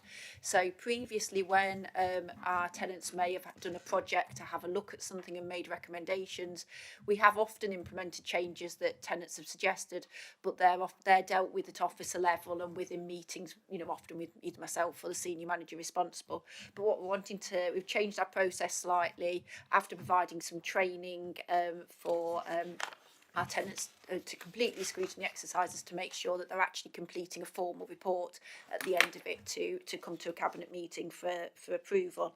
So the first project that they've looked at is our voids process, and as you'll see from the recommendations they've made in Appendix 1, they really have considered the process as a whole. So there's quite a few sort of practical ideas that they want us to implement, changes to where in the process we deal with grounds maintenance issues, when we make sure that we do the gas checks at the best possible time so that we're identifying those before people move in, and also other ideas around training for new tenants, improving the ways that we get feedback from tenants about their voids, the void property and the voids process. They consider the voids process process from start to finish. So they considered things like challenges that the team may have when we receive notice. The fact that often properties become empty because of the death of a tenant, and that can be difficult to deal with if we have to deal with use and occupation, with people remaining, whether we have issues with the condition the property's being left at. And they started from that process right through to when we let the property to somebody at the end. One of the key things that they identified was making sure that we had a written lettable standard, so that all officers and every team are clear the standard the property should be when we let them, and that we can give a copy of that to our tenants when they move in, so they can also be very clear on what they expect from us. And that lettable standard there's a copy of in Appendix 2, and that's the other part that we're asking to be approved tonight. Thank you very much for that. Are there any questions or comments? Sorry, I do beg your pardon, Sean. Now's my time. Yes, it's a quick one. So when it's a void property, you remove the carpets or laminate floors in the areas. And I was asked a question not long ago, somebody who's looking to potentially get a council house, why? And I know something's been happening for decades and decades, but I don't understand if it's a perfectly good carpet, perfectly good laminate flooring in the living area, why would you remove it? This was a question that came up multiple times throughout this process. There's two reasons really. One, so that we can make sure we've fully inspected what is underneath the floor covering, and so that there isn't any issues that might be unidentified by that floor covering being there. And also it's to do with the condition of it. So whilst they might be often very, quite new, often they are damaged, and they're moving people in with damaged floor coverings. We do also have this is the exception where, particularly with carpets, things can look like they're okay when the property is full of furniture, but actually once somebody's removed all their belongings, you can tell that actually there's areas where it's really worn and it's in poor condition. So there's a number of reasons, but the main reason is really to make sure that we can do that full property inspection, so that there isn't anything covered that we wouldn't know about because the floor coverings are still down. Okay. Any further questions or comments? Councillor Boone. Thank you. I just want to say I thought it was really interesting, and I really enjoyed reading through sort of the actions they proposed, and some of them I was particularly struck by some of the suggestions around sort of the practical workshops and those sort of work. And look, I know some interesting work has been done by sort of charities locally that if we do go down that route, that might be relevant to that, and so I'll pass those on to you after the meeting. But I also just wanted to ask, just to double check the numbers on page 262 are correct, where it says that in 2022 to 23 the average relet time was 170, and that's then went by the following year was down to 45, yes. Which is a fantastic reduction. I know Millen's going to go on his thing if it's still not met the target, and it's never quite low enough for Millen, but yeah, I just wanted to check that number was correct, because that's a very large reduction in just a year. I can tell you it's COVID, but we'll talk about it. It was during the COVID crisis, trust me, the world went mad. Yes, and that's something you'd have probably heard me say before when we're talking about average relet time. That is part of the problem with having a target that's average of the relet times that you've got, because in that year we managed to let a number of properties that actually were long-term empty properties that people hadn't lived in for quite a considerable amount of time. So by letting those, and then we let them, which was great, but then that put our average time increase significantly. Unfortunately, you will also see the same when we come to look at Q3 performance reports, because we've had similar happen with independent living recently as well. We had a couple of properties that were sat with us in our books for quite a long time. The team have done a great piece of work letting those, but unfortunately that doesn't then get reflected in their average relet time, because the average relet time shoots up. So yes, that's why that's so high. Thank you very much for that. Are there any further questions or comments? No, if not, then the recommendation set out on page 239 has been moved and seconded. All those in favour? Again, that's unanimously agreed. Thank you.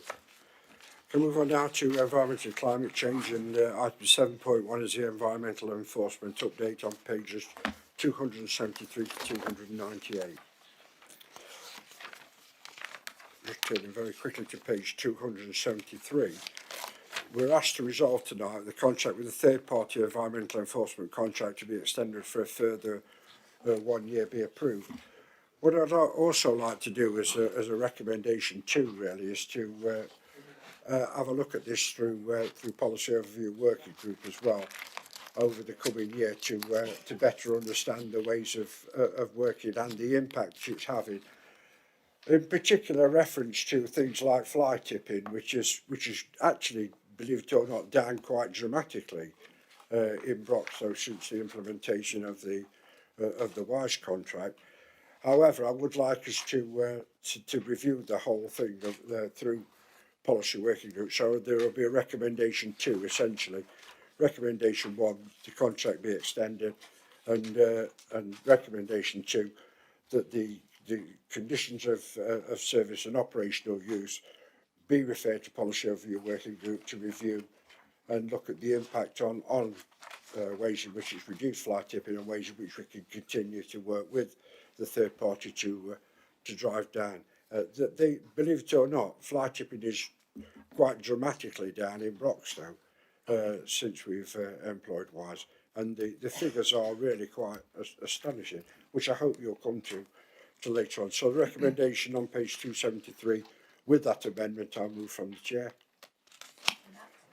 Is there anything you want to start off with, Councillor Skinner, before I go to Emma? I can't hear anything, so I'm lip reading. Oh, right, okay, sorry. The only person I can hear is Philip and Teresa. If you look at Greg's report on page 92, it states clearly that people wanted a better standard of street cleaning, and that's how we enlisted the services of WISE, because we weren't able to do it ourselves. We didn't have the capacity to do it. And clearly it's a win-win budget-wise, because we don't pay for it. And so although there have been teething problems and people have been unhappy about some of the things to start with, I think we've worked very hard to address those issues. And I think generally speaking, people are happy with the improvements and what they see. So I hope that you will agree to carry on for another year, because I think it has been a good project, and I hope it will become even better, and we've learnt from our experience, and we'll make the service better and more suited to the people that we serve. Thank you very much. Emma, over to you. Thank you, Chair. The environmental enforcement pilot has been running for just under a year, following Cabinet's approval in September 2024 for a 12-month trial. As agreed at the time, we are now approaching a point where Cabinet is asked to consider extending the arrangement for a further year from April. The pilot went live in April 2025, and that works alongside our neighbourhood wardens to strengthen our approach to tackling littering and fly tipping. Between the launch and the end of December, 1,930 fixed penalty notices have been issued, and this activity has contributed to some very positive outcomes. Most notably, we've seen a 76% reduction in fly tipping incidents and a 51% reduction in the tonnage of fly tip waste collected. Now that's compared with the same period last year. Yeah. We've also seen an improvement in the street cleansing budget consultation score, where the percentage of residents dissatisfied with the service decreased by 3%, so that moved from 30 to 27%. Still a lot to work on. Importantly, the ring-fenced income from FPNs has also helped support our wider environmental response. To date, it has covered £3,500 worth of fly tipping clearance costs that would have otherwise fallen to general funds, and it's also contributing to the costs of delivering our bulky waste days, which continue to be well received by our residents. The majority of FPNs have been issued for discarded cigarette butts, but it's important to recognise that cigarette litter has a significant environmental impact. These items are long lasting, they contain plastic and toxins, and they contribute disproportionately to localised litter issues. The intention that issuing FPNs prompts positive behaviour change and encourages people to think twice before disposing of waste inappropriately. We've also ensured that the enforcement process is robust, fair and subject to appropriate checks and balances.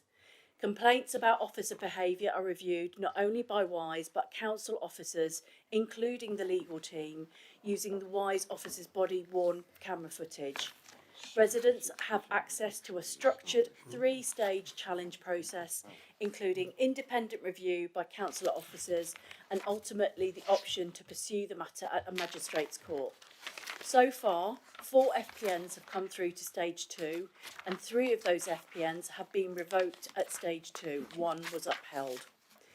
This is based on 3 tests which are where evidence is available in terms of public interest and in terms of our policies. The process itself has evolved positively since the start of the contract, as highlighted by Councillor Skinner. A key point to pick up is that a suggestion made by Overview and Scrutiny was to place 24-hour notices to items left out by residents, and that's been implemented. Also to highlight that the process is opened as long as it's appropriate in a legal framework, and we're obviously open to further improvements should they be required. There's been lots of positive comments from residents recognising visible improvements in street cleanliness, and while some concerns have been raised, it is, as is expected with any enforcement activity, the wider environmental impact has been clear and encouraging. I'm happy to take any questions. Yeah, thank you very much for that. Right, I've got a number of people who want to speak, so I'm going to do them in order. So I'll do 1, 2, 3 if that's okay. Yeah, just looking at here, it says like on the sheet on 279, it's breaking down into wards and that. Yeah. Brinsley's got 0. I'm thinking that's probably because the ward councillor up there keeps the place tidy and that. But joking aside, then you've got like Trow, Coss and Orsworth 666. What's going off up there? And then in Stapleford, yeah. I've never seen the wise wardens down there. It doesn't mean they're not there, because I'm sure they are, because lots of people say they don't see the police, and I see them all the time. So just because I haven't seen them, it doesn't mean they're not there. But I would have thought it would have been a bit higher in Stapleford. Perhaps people are good at hiding from them or something. But why is Trow, Coss and Orsworth so high? Trial services. Is that what it is? It's included in the services? It's almost exclusively trial services, I can assure you. So that's like when the police do their figures, isn't it, for that area? It includes trial service stations, doesn't it? It's always high. Almost exclusively trial services. Yeah. Okay. Councillor. So Councillor McRae's just kind of stole my thunder. I was going to say, I'm happy to support this. I think it's really good. It's obviously having a positive impact right across the borough. But could somebody please tell them where Brinsley is, because we clearly haven't had a visit yet. Oh, you have. Oh, you have. I can assure you. Yes, you. Yes. Sorry, do you want to respond to that? Yeah, through you, Chair. Yes, so the officers do spend time across all 20 wards. They find that that's been a dictate from us. It's really important that they spend time across all wards. I can give you the time that they've spent in the wards. I'm happy to share that as well. So after the meeting. Okay. Councillor Vanessa Smith, then I'll come back to Councillor Vaughan. Thank you, Chair. I agreed to, voted for the trial with a little bit of trepidation when we first introduced it, because I think there's always a risk here, isn't there? And I've said it already tonight, with involving private enterprise in things like this. Particularly where you've got a company whose seemingly, modus operandi is to find people in order to generate their income, which has risks, and I think, that's where a lot of public criticism has come from, is the perception that, it's money grabbing, it's finding people who, just for the sake of it, etc. I can see the benefits, though, definitely, in terms of the income it generates, because unfortunately, we have a funding gap, and that's where this sort of thing comes in terms of being able to fund our, bulky waste days, our fly tipping clearance, because we're not getting enough support on issues like that from central government. but I think the key to making this work then is to make sure that the council has full oversight and scrutiny over how this is being run and how this is operating. And I can see that, you know, there's details in here about how complaints and challenges are managed. My question would be, is there scope for us including some of that into the work that we already do on complaints across the rest of the council, where, you know, we look at complaints from various service areas, we have those regular reports to Cabinet about that, rather than it just being sort of looked at by officers within the department, who I'm sure are doing a good job. I just think for the sake of a bit more oversight and scrutiny on it, whether there's any scope for us bringing it into that process at all. There is, yes, very much so. Do you want to respond to that particular point, Emma? Yeah, through you, Chair. So, with regards to sort of allaying any concerns, both Roxton, can you hear me? The light's on, but your red light on. A bit like me, lights on, but there's nobody there. Thank you, Rachel. Can you hear me? Yes. Right, thank you. So, just to come on back on the point, just to sort of allay any concerns, Broxton Borough Council have set no targets in terms of issuing FPNs. Absolutely. And also recorded is wise, they do not issue targets for FPN issuing. So that's a concern that has been raised. So I just want to sort of allay any concerns there. With regards to the funding, yes, absolutely, it brings very positive impacts to the borough. The money generated by FPNs can't just disappear into the ether. It has to be ring-fenced and used for anything to do with fly tipping and environment. So just to kind of give assurance there. With regards to overview and scrutiny, I absolutely welcome that as a process. And with regards to updates in terms of complaints, yes, I absolutely agree to that, and we can share that. We have monthly account meetings with Wise. We get a lot of data from that, and I would be happy to share that with members. So yes, not a problem. Well, obviously, I want to look at the policy impact first, particularly if the funding stream dries up. What do we do about potentially any increase in fly tipping? I mean, the figures are astonishing. 70% decrease in fly tipping is an astonishing figure, and that we need to work progress. But what happens when the funding runs out? If we don't raise the funding? So I want to look at it through policy first, and then I'll read it through scrutiny later on in the year when we have a look at the actual process and mechanism. But I want to get the policies right and principles right first. I'll go to Councillor Bunn and then Councillor Marshall, and then I'll come to you, Philip. Thank you. Yeah, I mean, so I was really pleased to see this on the agenda tonight. I'd like to put on record my thanks to the team, because I've had a lot of communication with the head of environment recently around this policy and how it's enacting. And I think, you know, one of the key things, and I think it's really important in this report, that it shows the sort of responses that have been implemented because of it going through overview and scrutiny, and because of the cases that have come up since we introduced this policy, and, you know, shows why we did it as a trial and those sort of responses. And I think one of the problems with the has been is not necessarily enough of that being in the public domain, which this report goes some way towards addressing. But I also really welcome the suggestion by the leader there that this goes back to policy and working group, because I think while there has been a lot of work and there has been a lot of improvements, I think there are a few other there's some more bits that we can pick up, which are some of the areas that I've been talking about with you recently. I didn't know that the leader was going to suggest that, but I do welcome that as a suggestion. And that's it. I think some of those are sort of around, making sure that this information is transparent, it's available on our website, and that, that Wise are directing people to that information as well, so that, there isn't the sort of possibility of cutting the council out, because we definitely don't want that to happen. As coming back to Councillor Smith's point there, one of the things that's really important is that this isn't farming it out to an external company and sort of like washing our hands of it and being like, great, we're going to get some money. But actually what's sort of key in this report is, showing how we want to remain engaged in that process. And I think that is really key to make sure there's still that accountability.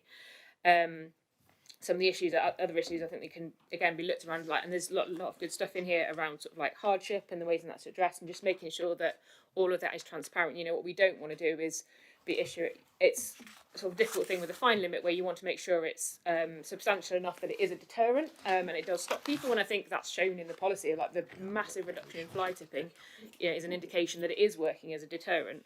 but also it's really important that, again, that isn't then pushing people into hardship and difficult situations. And like I say, there is some further information in this report around that, but I think there's a bit more that we can tease out. So I think this is a good start. But yeah, like I say, I really welcome that suggestion of it going back to policy working group, and we'll work on some of those things there if they haven't already been incorporated into the processes by the time we get there, because I know Emma's already made some notes based on the conversations over the last few weeks, and probably on the basis of what we've been saying here tonight as well. So I look forward to that updated report coming through very soon.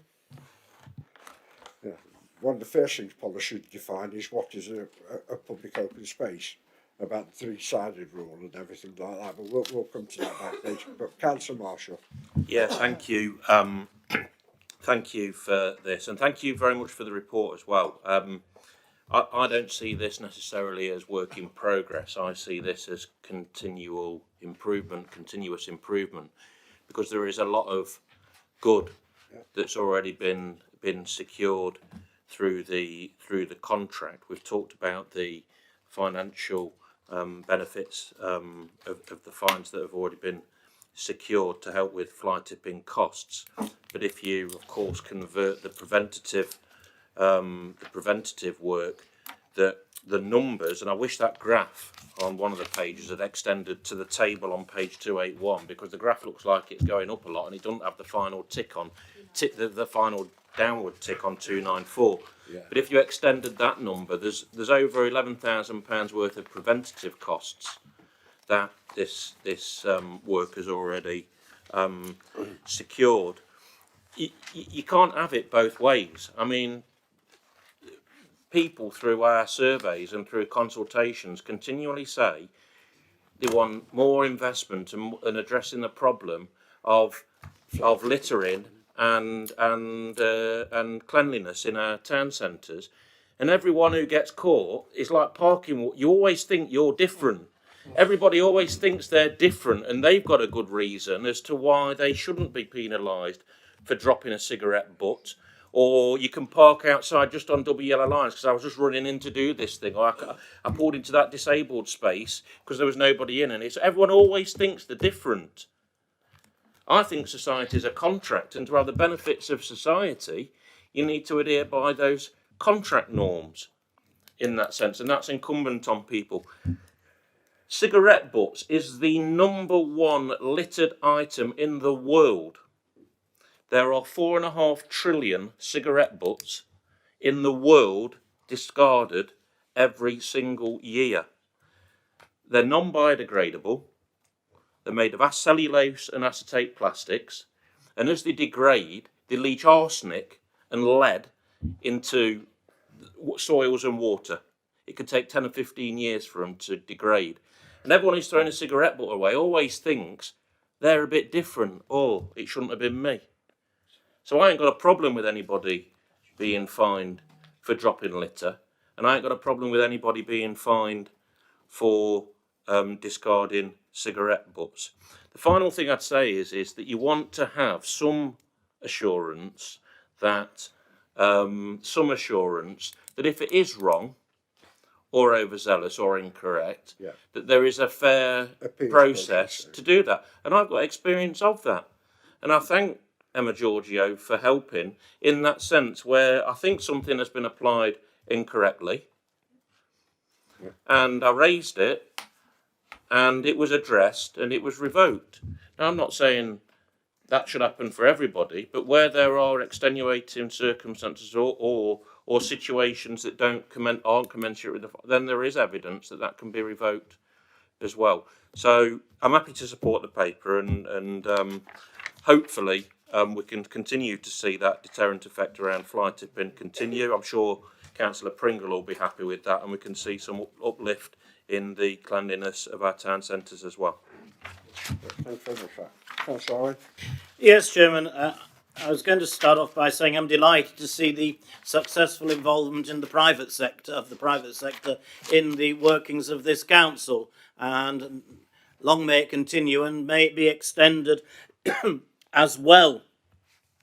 We've had an explanation for the high number of FPNs in Alresford, Cotswold and Trowell because of the Trowell service stations, but Beeston West seem to be a mucky lot, don't they? with the number of FPNs that The edge of Beeston. that they're getting, and I'd just be interested whether there was a specific reason for that, or whether Councillor Marshall's been throwing out his debris. And It's the edge of Beeston Town Centre. Yet again, you Yeah. fail to understand your own geography, Councillor Owen. I know where it is. I know where it is. Anyway, Okay. that's beside the point. What I also find interesting is that we actually go into private areas, such as private car parks, and are able to issue notices there. I was following on Facebook the other day. I've got a lot more time available now that I don't have to worry about potholes anymore. And they were there was a number of contributors, and they were saying, watch out, there are 2 council officers in the car park at Morrison's at Eastwood getting people for dropping cigarette butts. And people were saying, well, they shouldn't be operating in a private car park. Well, clearly they should, and perhaps that's something we can advertise more widely. And if we're going to operate in places like Morrison's, perhaps we ought to offer it as a service that they actually pay for. I don't know whether we do that at the moment. But interestingly, there were 1 or 2 that were saying, oh, it's just a money-making exercise on the part of the council. And of course, you've got the usual one that says, oh, it's just going into councillors' pockets. There'll be brown envelopes going to councillors with the money in. What I want to know is, Emma, has my brown envelope got lost in the post? It's not arriving. But interestingly, the majority was saying, well, don't drop your cigarette ends. That's the easiest way to avoid being fined. absolutely. Don't drop your cigarette ends. It's the same when people post on Facebook, there's a speed camera on the A610. Well, don't speed. That's a simple answer. Don't speed. But I was also surprised, Chairman, about, and I don't dispute the figures, the decrease in fly tipping, because I have to say in recent weeks, that has not been our experience. I've reported to Emma on several occasions fly tipping in Nuttall, more or less in the same spot. And I know Councillor Mrs. Owens had a couple of cases on Long Lane at Watnall. Yeah. Now, is there anything we can do to target these hotspots, as I would call them? People do suggest temporary CCTV cameras. And I think that's something that we seriously ought to consider and try and access those more easily to act as a deterrent. But on the whole, I think this is a successful scheme. And I do hope that some of the money that's raised could be put into actual litter picking on the A610, more regular litter picks. I know the county council do pay, but I have to say, and they do a great job when it's done. Yeah. And then within a day or 2, you've got rubbish again. I don't know what the answer is, but I drive along the A610 on occasions in despair when I'm avoiding the potholes, and I've got I can actually have a look. But if that could be done, I think it would be welcomed by a lot of people in that area of the borough. Yeah, thank you very much. Do you want to come back on that, and then I'm going to sum up and we'll move on. Yeah, through you, Chair. So just in terms of why Beeston West is so high. So initially, Beeston Central wasn't included. They'd not got the stats right. So that has been adjusted now going forward. So you will see an adjustment now going forward. In terms of private land, yes, WISE are able to issue FPNs on private land. It's covered by the Environmental Protection Act 1990. Where we have the support of the landowner, we will continue to do that, and we do have that. But where a landowner has come back to us and said they don't want us on the land, I've obviously instructed WISE not to undertake that any further. So just to kind of pick up on that point.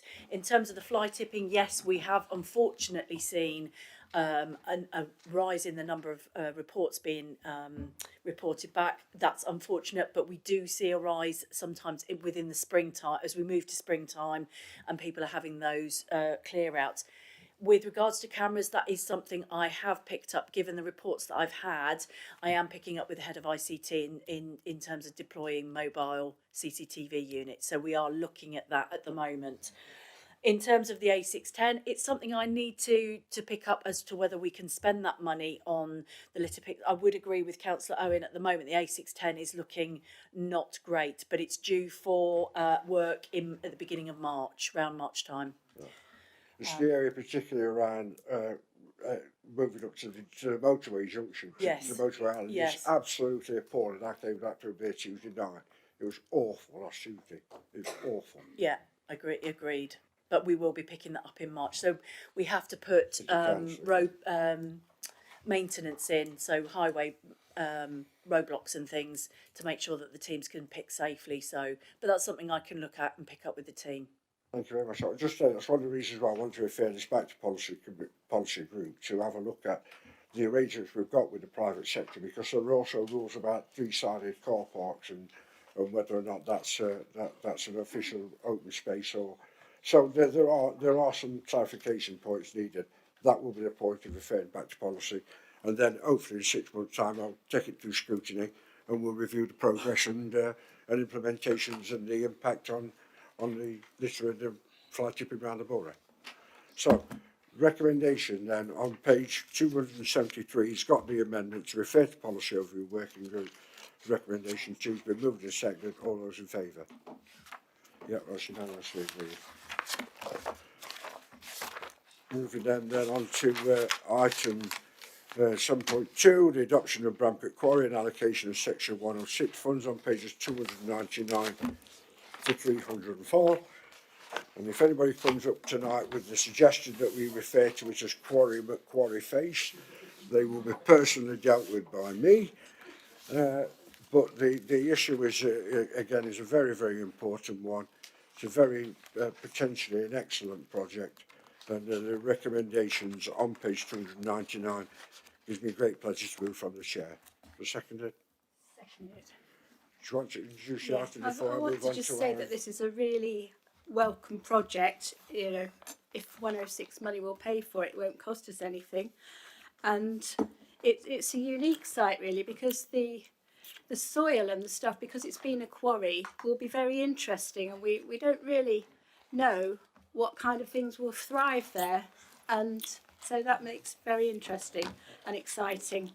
And to come up with a name for it is a really nice idea. We still haven't come up with the names for the brooks that we were going to do, but that would be a lovely thing. So I hope you'll just support this project. It's a really good, exciting one. Thank you very much. Chris, are you Thank you, taking Chair. the lead on this one tonight? Yeah, this report provides an important update on the adoption and future development of the former Bramcote Quarry and landfill site. The council formally adopted the site in July 2025, making a significant milestone in bringing this 18-acre area into public stewardship and unlocking new opportunities for environmental enhancement and community benefit. Through the Section 1 agreement with Biffa, the council has received £107,000 specifically for improvement and maintenance works. Today's report asks Cabinet to approve a programme of enhancements, including upgraded pathways, car park improvements, new seating and picnic areas, improved signage and fencing to improve safety and protect sensitive areas. These works will make the site more accessible, more welcoming and better equipped to handle increased footfall arising from local housing growth. Alongside the physical improvements, a draft management plan has been prepared in partnership with the Nottinghamshire Wildlife Trust.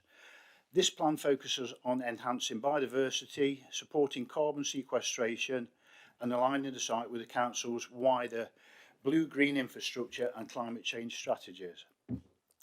Cabinet is also being asked to approve public consultation on both the management plan and the naming of the site, ensuring that residents have a meaningful voice in shaping its future.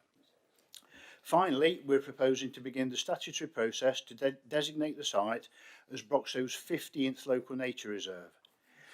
This would give the area long-term protection, ensuring its value for wildlife and public enjoyment is secured for future generations. There is also potential for biodiversity net gain credits, subject to further assessment, which could help support ongoing maintenance costs. Overall, this report sets out a very positive package of improvements and opportunities.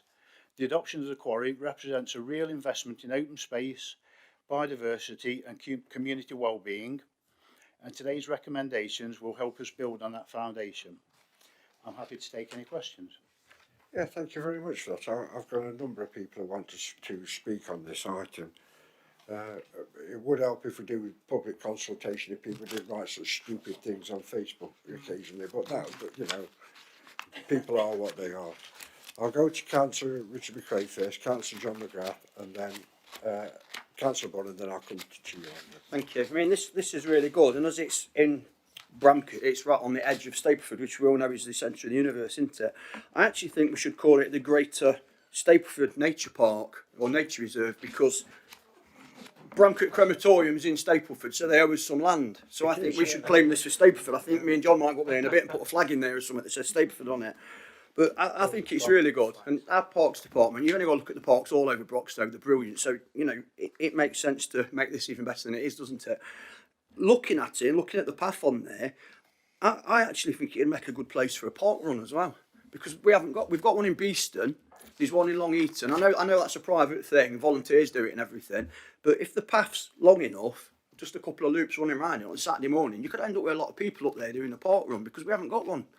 You might say Beeston's got one, there's one in Long Eaton, which is brilliant, and others are quite far away. So I think having a good park run somewhere in Broxtowe is pretty good, if it's suitable, because you don't want to run around about 20 times, it'd get boring, but two or three times or something like that, it'd be good. So if that's something that could be looked into as well, I definitely think it needs to be the Greater Stapleford Nature Reserve. Yeah, we'll do that. I mean, look. I mean, I'm all in favour of looking at it holistically and getting the public involved in consultation.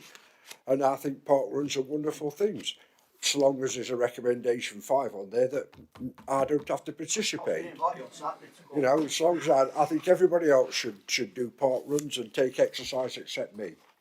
So, but I'll move to Councillor McGrath next, and then Councillor Bonner, then I'll go to Councillor Kingdom. Yeah, I mean, Bramcote Park, to be fair, is absolutely unbelievable for those kids and everything. It's fantastic. It's good that we're improving it, but perhaps if Chris and Helen that are involved, perhaps if they had like an open day at that bottom car park, well, then you'd get more people involved, Millen, because you've said it yourself. Facebook will put stupid things on. Yeah. So if you had so your dog walkers are involved, the runners and all that. So people are involved and they can say, yeah, we want it that way.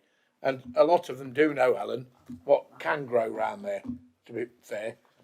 Sometimes I've had to talk to people and I don't know what they're on about, but they do know what can grow on them type of places. So to involve them and make it more, so that's just a suggestion as well. Thank you. Councillor Boyd. Thank you. I'll start by saying I noticed that you called the Long Eaton Park Run brilliant, but not the Beeston one. And I think I just want to mention the fact that it's award winning. Thank you very much. And it was a national finalist, and a fantastic job is done by everyone that runs that. Thought I'd say that on behalf of some of my Beeston Rylands colleagues, because they're not here. Just coming back to this, yeah, I think this is fantastic. I will admit I've sort of been for a little look around it already, because I accidentally stumbled into it at one point when I was walking in Bramcote Park. Maybe I should admit that on camera. But yeah, it's really exciting. I do note, just sort of relevant to my portfolio on community safety, obviously there's some concerns there around sort of like fly tipping and ASB, and just to make sure that we do, to reassure that we'll make sure those get picked up and looked at sort of collectively across any relevant partners and sort of colleagues within the council as well, so that we're sort of proactive and sort of thinking about what those potential issues are and sort of learning from what we've done elsewhere in the borough. And like going back to that comment earlier about CCTV, maybe that's something that we do want to make sure we've got there in place ahead of it opening, so like I say, that proactive thinking through issues. But like I say, that's a relatively minor thing in what is generally a really positive thing to be having on cabinet, so thank you. Thank you very much for that. Councillor Kingdom. As ward member for Bramcote, I just want to say I think this is an excellent idea. It's great space. As the ruling group seem determined to concrete over every other area around Bramcote, the green spaces there are really important. I particularly welcome the commitment to improve the paths there. They aren't in a great state at the moment. It'd be good to see them upgraded. And as an aside, I'd just like to say thank you for the work that's just been done in King George's Park in Bramcote, which has really improved the paths there, and we really appreciate it. Thank you. Thank you very much. Any further questions or comments? No, if not, then the recommendation on page 299 has been moved and seconded. All those in favour? That's excellent. News. Thank you very much. Next item on the agenda is the PSPO renewal on pages 305 and pages 378. Just before I go, I'm dashing to get to the page.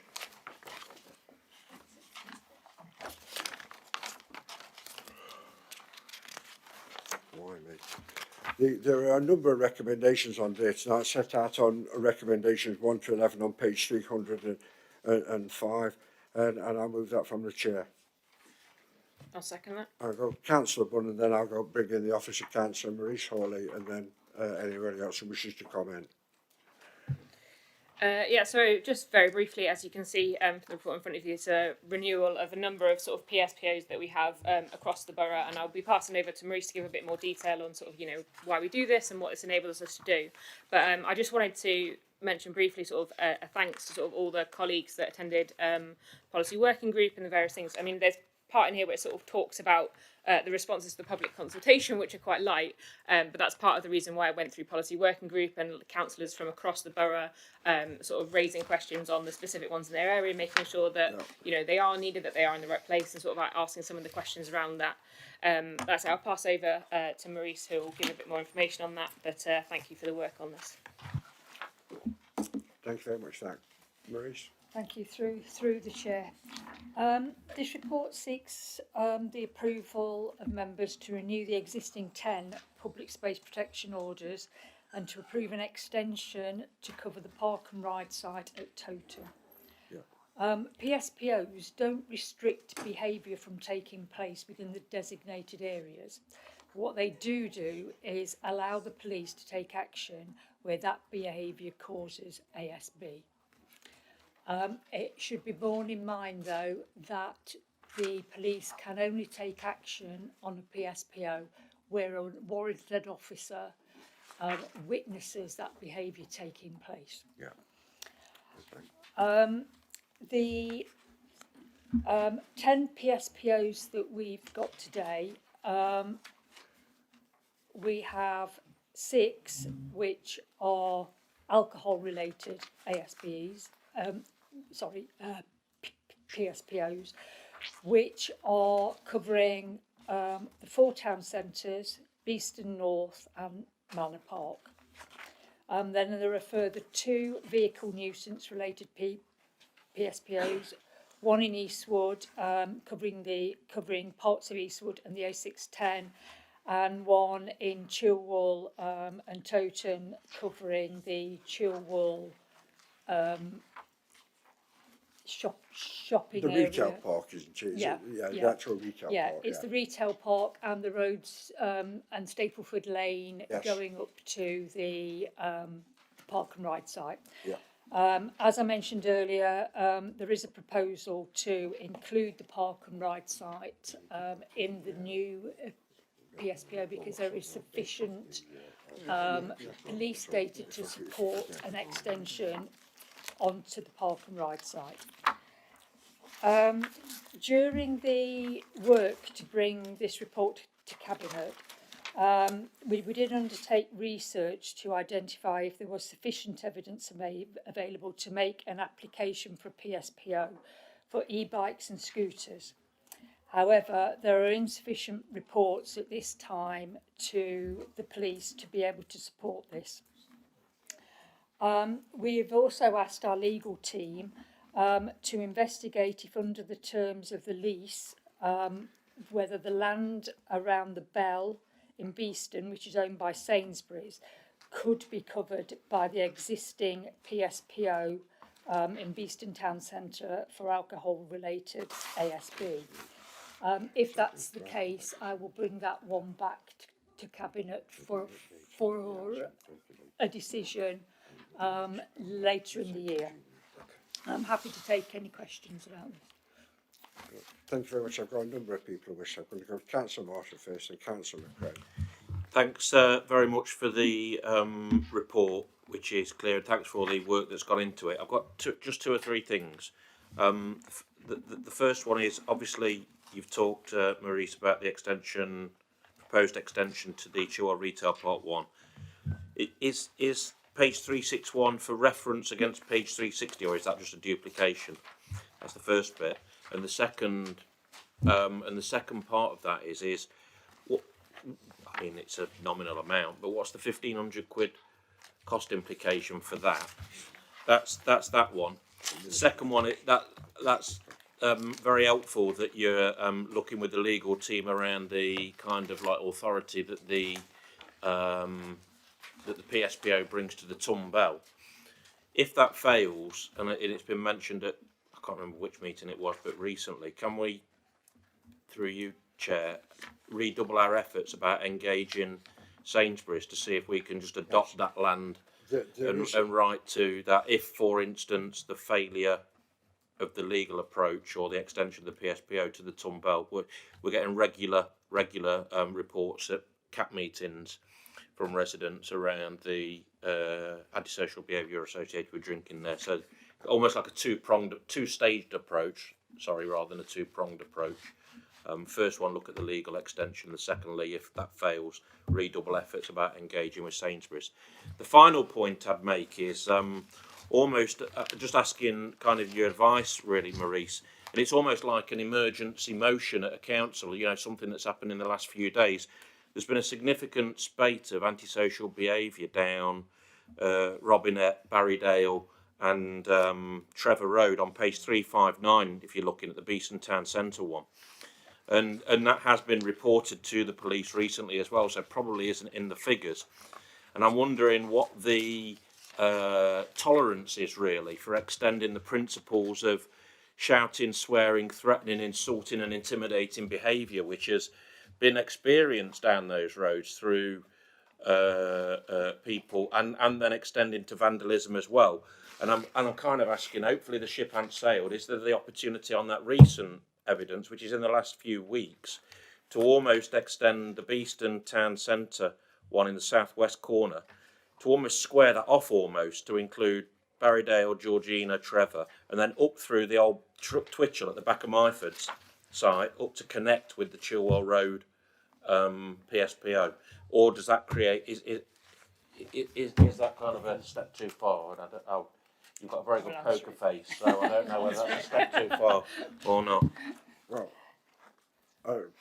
just a couple of questions. First of all, the £1,500 is purely the cost of administration. No, it's the cost of the signage. Sorry, I beg for the your extension. well, okay, Yeah. the signage, Yeah. yes. Sorry, I beg your pardon, signage. And secondly, having now requested that, rather than amend the recommendation tonight and try and do it, can they delegate that to the Cabinet member with portfolio responsibilities and to the relevant officer, Maurice, to actually look at whether or not recommendation 1 can in fact be extended to include these additional hotspots? If the answer is no, the answer is no. But rather than try and just tack it on tonight, can we have a look at that and if necessary, ask for delegated powers to be granted through the leader of the council with a portfolio holder and the relevant officer to include area hotspots that have emerged in the recent few weeks? Okay. Do you understand what I'm asking for tonight?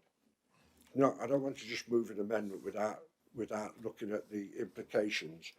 But if that can be delegated to myself and to the cabinet member, particular cabinet member, come back and out, we can authorise that through our policy and principles tonight when we accept the recommendations, if it's acceptable.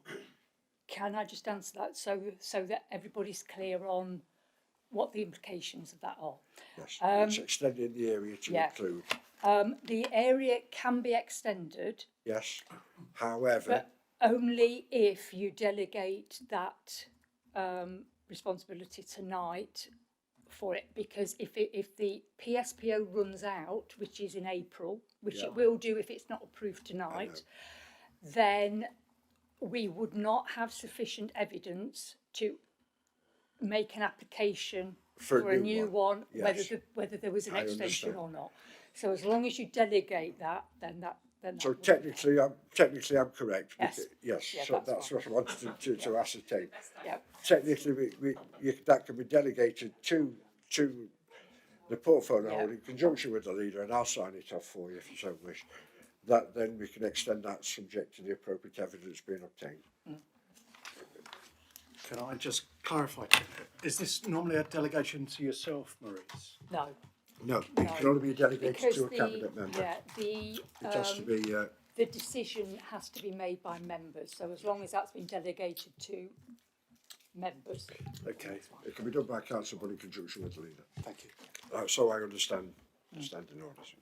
Any further questions or comments? Sorry, I've got a number of people here. Can just say, I'll do Councillor Cullen, Councillor McCrae, then I'll come to you, Philip. Thank you. Just want to say how pleased I am to see the proposed extension to the Chilwell Retail Park. Yes. To take in the tram stop. We've been working for several years to try every which way possible to deal with the ongoing problem of car meetings and dangerous driving in that area. And this is one more. It won't solve the situation, but it's one more tool that can help us to deal with that. And I'm so pleased to see this here tonight. Thank you. Just point of explanation, that's why the A610 in East was there, because the motor crew used to use the bypass between the two bridges for times trialling for speeding cars. You know, and that's it's crazy. But Councillor McCrae, then I'm going to come to Councillor Owen. Yeah, I just wanted to say thank you as well, because members, I think it was all of us, we received some information earlier from the communities team to tell us how to best report electric, scooters, bikes, whatever you want to call it, that people shouldn't be using, because obviously there's some that you can use. That's very helpful, and I still think it'd be nice, because people do raise a lot of comments about that, but sadly they're not ringing it through to the police, or they're not passing it through to the council. They post it on social media, which is neither use nor ornament. But if talking of social media, I do think we need to use the council social media to make people aware of how to make these reports, because it's all right, the information's come out to us as members, and I'm sure if any of us have to fill these things in, we will, but we still need to be telling people how to do it as well, and they just don't. So if we can use our comms to push something out there and say, basically, like, we know there's a problem with these ones that they shouldn't be using, but we can only address it if you tell us, because people don't. They're just quick to bang it all over social media, and then they go, the police don't do it, the council don't. Well, they don't do anything because they haven't got the evidence to do it. And if they did have, these little maps would be a bit different tonight, because they would include them things on there. So we need to be telling people, let us know what's happening properly, and basically giving them the instructions on how to do it, because they're just not doing it. I agree. So, do you want to come now, Councillor Bonner, or do you want me to come back? I'll finish off. Okay. Councillor Owen? Yeah, just in passing to say that the order at Basil Russell playing fields has been effective, and now we've not got any.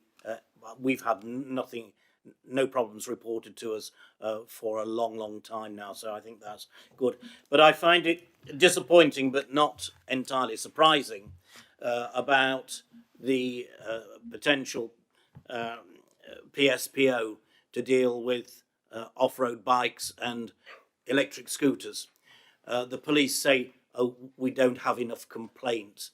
Well, as Councillor McCrae has said, people don't complain because they say, well, nothing happens if I do. But I've got one particular person on the Asarts Farm estate, the Mornington estate, that is complaining weekly, and sometimes 2 or 3 times weekly. And all he and I and Councillor Counts get is a fob off from the police. I've emailed the local inspector and sergeant, and been told not to get in touch with them. That's not the way to do it at all. So I've written to the chief constable, couldn't get an email address, so I've actually gone back to old fashioned. I can still write a letter. So I've written a letter. Again, I've not had a reply. But there's always some excuse from the police as to why they don't want to do anything, and we get very, very little action. They talk about it, they mention it in their report, but there's no tangible evidence, and the problem keeps going on and on and on. And residents want action. I agree. I've got several people still. I'm going to take Councillor McGrath next, and I'll come to Councillor Kingdom. Then, if you want, I'll come back to you, Councillor Bunn, to sum up, and then we'll move to the item. I'd just like to say, yeah, I was disappointed about the response I got back from the police as well, because they've got to take into consideration there's also an element of intimidation as well, because not everybody's going to report because they're frightened. They can go by on a scooter and say, oh, it was him that reported, or she, and no old person's going to anyway. And I'd also like for them to look at, all right, that's because of Councillor McCraig and the bike track up there. There's a lot of children now going on the pavements through shopping areas as well. I'm sure I've said it before that it's not hard, just for once, for the police to show a bit of presence and stop them and scare them. I don't mean scare them, just tell them, what are you doing? You're not allowed to do it. And the word soon gets round, and that's all they've really got to do. Then no one's been put down, they've said this, and they're not going to get intimidated. They've got to step up and do something. That's my belief anyway, whether I'm right or wrong, but it's time that they did step up. Thank you. If only the Police and Crime Commissioner had campaigned on the fact that they were going to increase visibility of police officers on patrols. If only. Councillor Kingdom, and then I'm going to ask Councillor Bunn to close the, and then I'm going to move to the vote after. Very quickly, I'm just very glad and agree 100% with Councillor Cullen that the tram stop PSPO is being enacted. 2 tonnes of car driven at 100 miles an hour between Tone and Bramcote is going to kill somebody very soon, and it's important that the police take serious action to stop that. Thank you very much. Councillor Bunn.